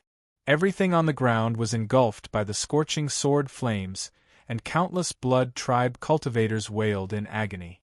Boom, boom, boom. The Blood tribe cultivators became more and more fearful as they fought. The number of Blood tribe cultivators who had died at the hands of the woman in green had already exceeded 200, but her aura didn't weaken in the slightest. Bam! The dragon sparrow sword rose into the air. "Who's there?" All of the Blood tribe cultivators' expressions changed drastically as they all stopped in their track. The sword projection pierced toward the woman, but she didn't dodge. Gundam 3 and Embark were both blasted back over 100 meters by the shockwave. "Is this the divine killer aura?" She stood proudly at the forefront of the Blood tribe cultivators with a smile on her face. Boom! The golden energy formed a vibrating halo that expanded outward. Su Xiaolan wielded her dragon sparrow sword and transformed the area within a radius of over a kilometer into a sea of holy flames. An extremely sharp sword projection slashed through the air. He didn't even get a chance to say anything before his body was sliced in half, and his vast life force was also completely severed. "Hold her off. She won't be able to hold on for much longer," a Blood tribe cultivator yelled. "Anyone who crosses this line shall die." 3 extremely terrifying auras erupted forth. Gundam 3 pounced toward Burke at an extremely fast speed. Gundam 3, hold Burke off for me. Yao Ji, hold Simpson off for me. Although all of the Blood Tribe cultivators were powerful and bloodthirsty, they were still intimidated by the auras radiating from the trio. Chapter 1094. Look, Master Starbucks has finally made his move. Haha, look at that demoness. She's frozen in fear. Master Starbucks has been slain. The Blood Tribe cultivators felt as if they were on a roller coaster. Seeing Starbucks make his move was like seeing the light at the end of the tunnel. In the next second, the mighty Starbucks was slain by the green-robed female. What are you waiting for? Hurry up and help! A powerful Blood Tribe cultivator roared. Su Xiaolan smiled faintly as she looked at the Blood Tribe cultivators charging toward her. She wielded her dragon sparrow sword and charged toward the Blood Tribe cultivators. On the ground, Starbucks, who had been ignored by Su Xiaolan, struggled to his feet as the bloody wound on his chest slowly healed. Don't look down on me. I'm going to kill you, he roared. Starbucks wielded his crimson sword and continued charging toward Su Xiaolan. Spatial seal. He wasn't an idiot. He knew that he couldn't gain the upper hand in terms of technique. Thus, he used a spatial spell technique that was almost against the rules. This was the absolute suppression that a return to void stage mighty figure could use against a low-rank cultivator. Su Xiaolan was still brandishing her sword when her body was suddenly sealed by a boundless spatial power. It was as if she had been frozen in mid-air. Starbucks' crimson sword whistled through the air. Ha ha! I'm going to show you what it means to shattering sun. Su Xiaolan suddenly roared. A white glow unique to holy beasts burst forth from her body, and boundless energy surged forth, stirring up the surrounding space. She didn't know anything about spatial power. However, as long as one's power reached the pinnacle, one could still break through the spatial seal through sheer power alone. This was using brute force to break through technique. Then, under Starbucks' astonished gaze, Su Xiaolan turned around, and an azure dragon revolved around her body. Boom! His sword once again struck the azure dragon barrier. Starbucks. This scene was extremely similar. Su Xiaolan's sword fell. This time, her aura was so sharp that it almost sliced Starbucks' body in half. Originally, I wanted to keep you alive to increase the quest value for that guy's cultivation technique. Why did you have to run over here? Su Xiaolan said with a displeased expression. Starbucks spat out a mouthful of blood and collapsed to the ground, a look of confusion on his face. What is this woman saying? Why can't I understand a single word? Another earth-shattering explosion rang out. The sect-protecting Grand Formation had been broken. The ceiling of the entire lobby was suddenly blasted apart by a towering flame. The territory of the Bone Demon Blood Sect. The gigantic skull of the Bone Demon at the top of the mountain was sent flying just like that. Blood seeped out from the corner of Burke's mouth. He had been severely injured by the backlash from the spell formation. Never had he imagined that the sect-protecting Grand Formation that he had prepared for a long time would actually be destroyed by Enlin with a single finger. At this moment, Gundam 3 was already upon them, and its super-particle sword slashed through the air in a series of lethal trajectories. At the same time, Simpson, a mighty figure of the Return to Void intermediate stage, was also completely suppressed by Yao Ji. Before he knew it, he had already been struck over 100 times. If it weren't for the fact that the Blood Tribe had extremely powerful regenerative abilities, he might have already died. High up in the sky, Enlin was entangled by the 6 divine flames and the holy vermilion flame. A crimson-golden glow appeared all over his body, and every attack he unleashed was as explosive as fire. Break! Enlin, who was in his fire god mode, punched toward Eliza's crimson shield. Following a crisp explosion, the crimson shield shattered. However, Enlin's fist didn't stop there. It continued to smash into Eliza's body with unstoppable force. Eliza's body caved in, and she spat out a mouthful of blood. "Who on earth are you? Aren't you afraid that holy disciple Cassidy will send you to the soul-blood purgatory in her rage?" Eliza's hair was disheveled, and she roared threateningly. "I'm really not afraid." Unlin chuckled and continued to attack. Eliza was no match for Unlin, who had activated his fire god mode. She was instantly smashed into retreat. Unlin's eruption of flames lit up the entire starry sky. It was as if the sun had risen in the night sky, and it continued to crash toward Eliza. Bam! There was another explosion. Eliza was sent plummeting toward the ground. Unlin flashed above her and delivered another punch. Boom! A gigantic fist imprint instantly appeared on the craggy mountain. Eliza's body was riddled with wounds, and she panted heavily as she knelt on the ground. Her enemy was too powerful, and she didn't have much of a chance to retaliate. Unlin slowly descended, and the flames gradually receded. He pulled out his evil-slaying sword. He looked at Eliza in confusion. Then, he looked at his system, and the confusion on his face deepened. Strange. Why are there still 9 supreme beings who hate me? I've already tortured Eliza to this extent, and she still doesn't hate me? That shouldn't be the case. Unlin looked at Eliza, who was riddled with wounds. "I'm going to kill you," he said in a probing voice. Eliza tightened her slightly tattered red and white robe. "Come on," she snorted lightly. Unlin charged over, and a pitch-black sword projection pierced through the clouds. Eliza gritted her teeth. She wielded the power of frost and snow in one hand and the power of blood in the other. She transformed into 2 terrifyingly powerful dragons that roared and pounced toward Unlin. Another earth-shattering collision sound rang out. Eliza was once again forced back by the power of the sword projection, and she vomited blood. Wind soared. Unlin unfurled his wings of wind, and his speed was as fast as a ghost. He instantly appeared in front of Eliza, and his sword descended once again. Splat! Her red and white robe was torn apart, and a dark red wound appeared on her snow-white skin. Blood splattered everywhere, and Eliza tumbled to the ground once again. She looked extremely miserable. Unlin glanced at his system again.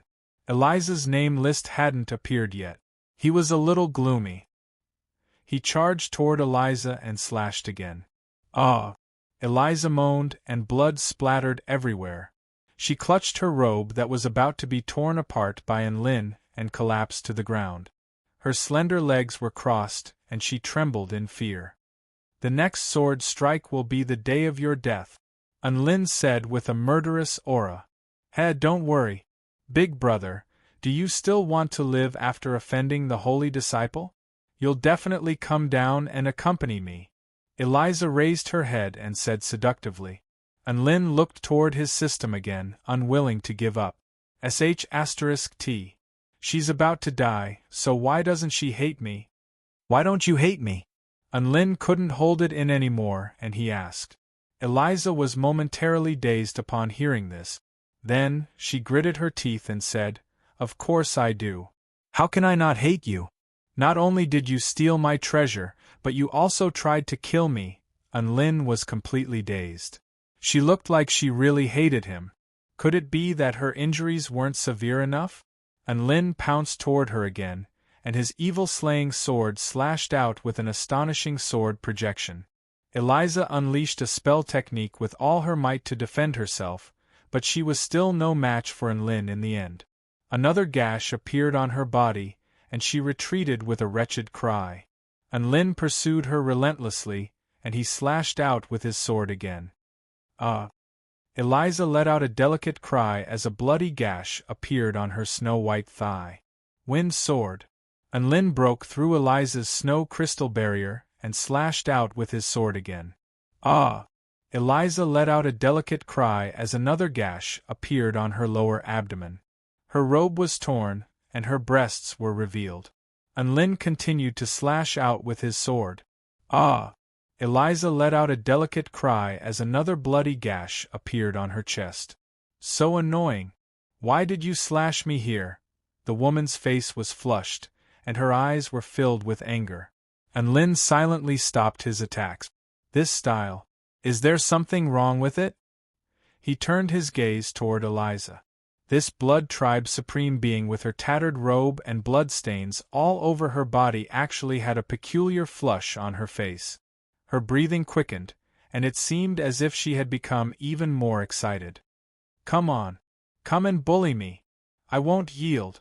Eliza let out a delicate cry as her large breasts shook.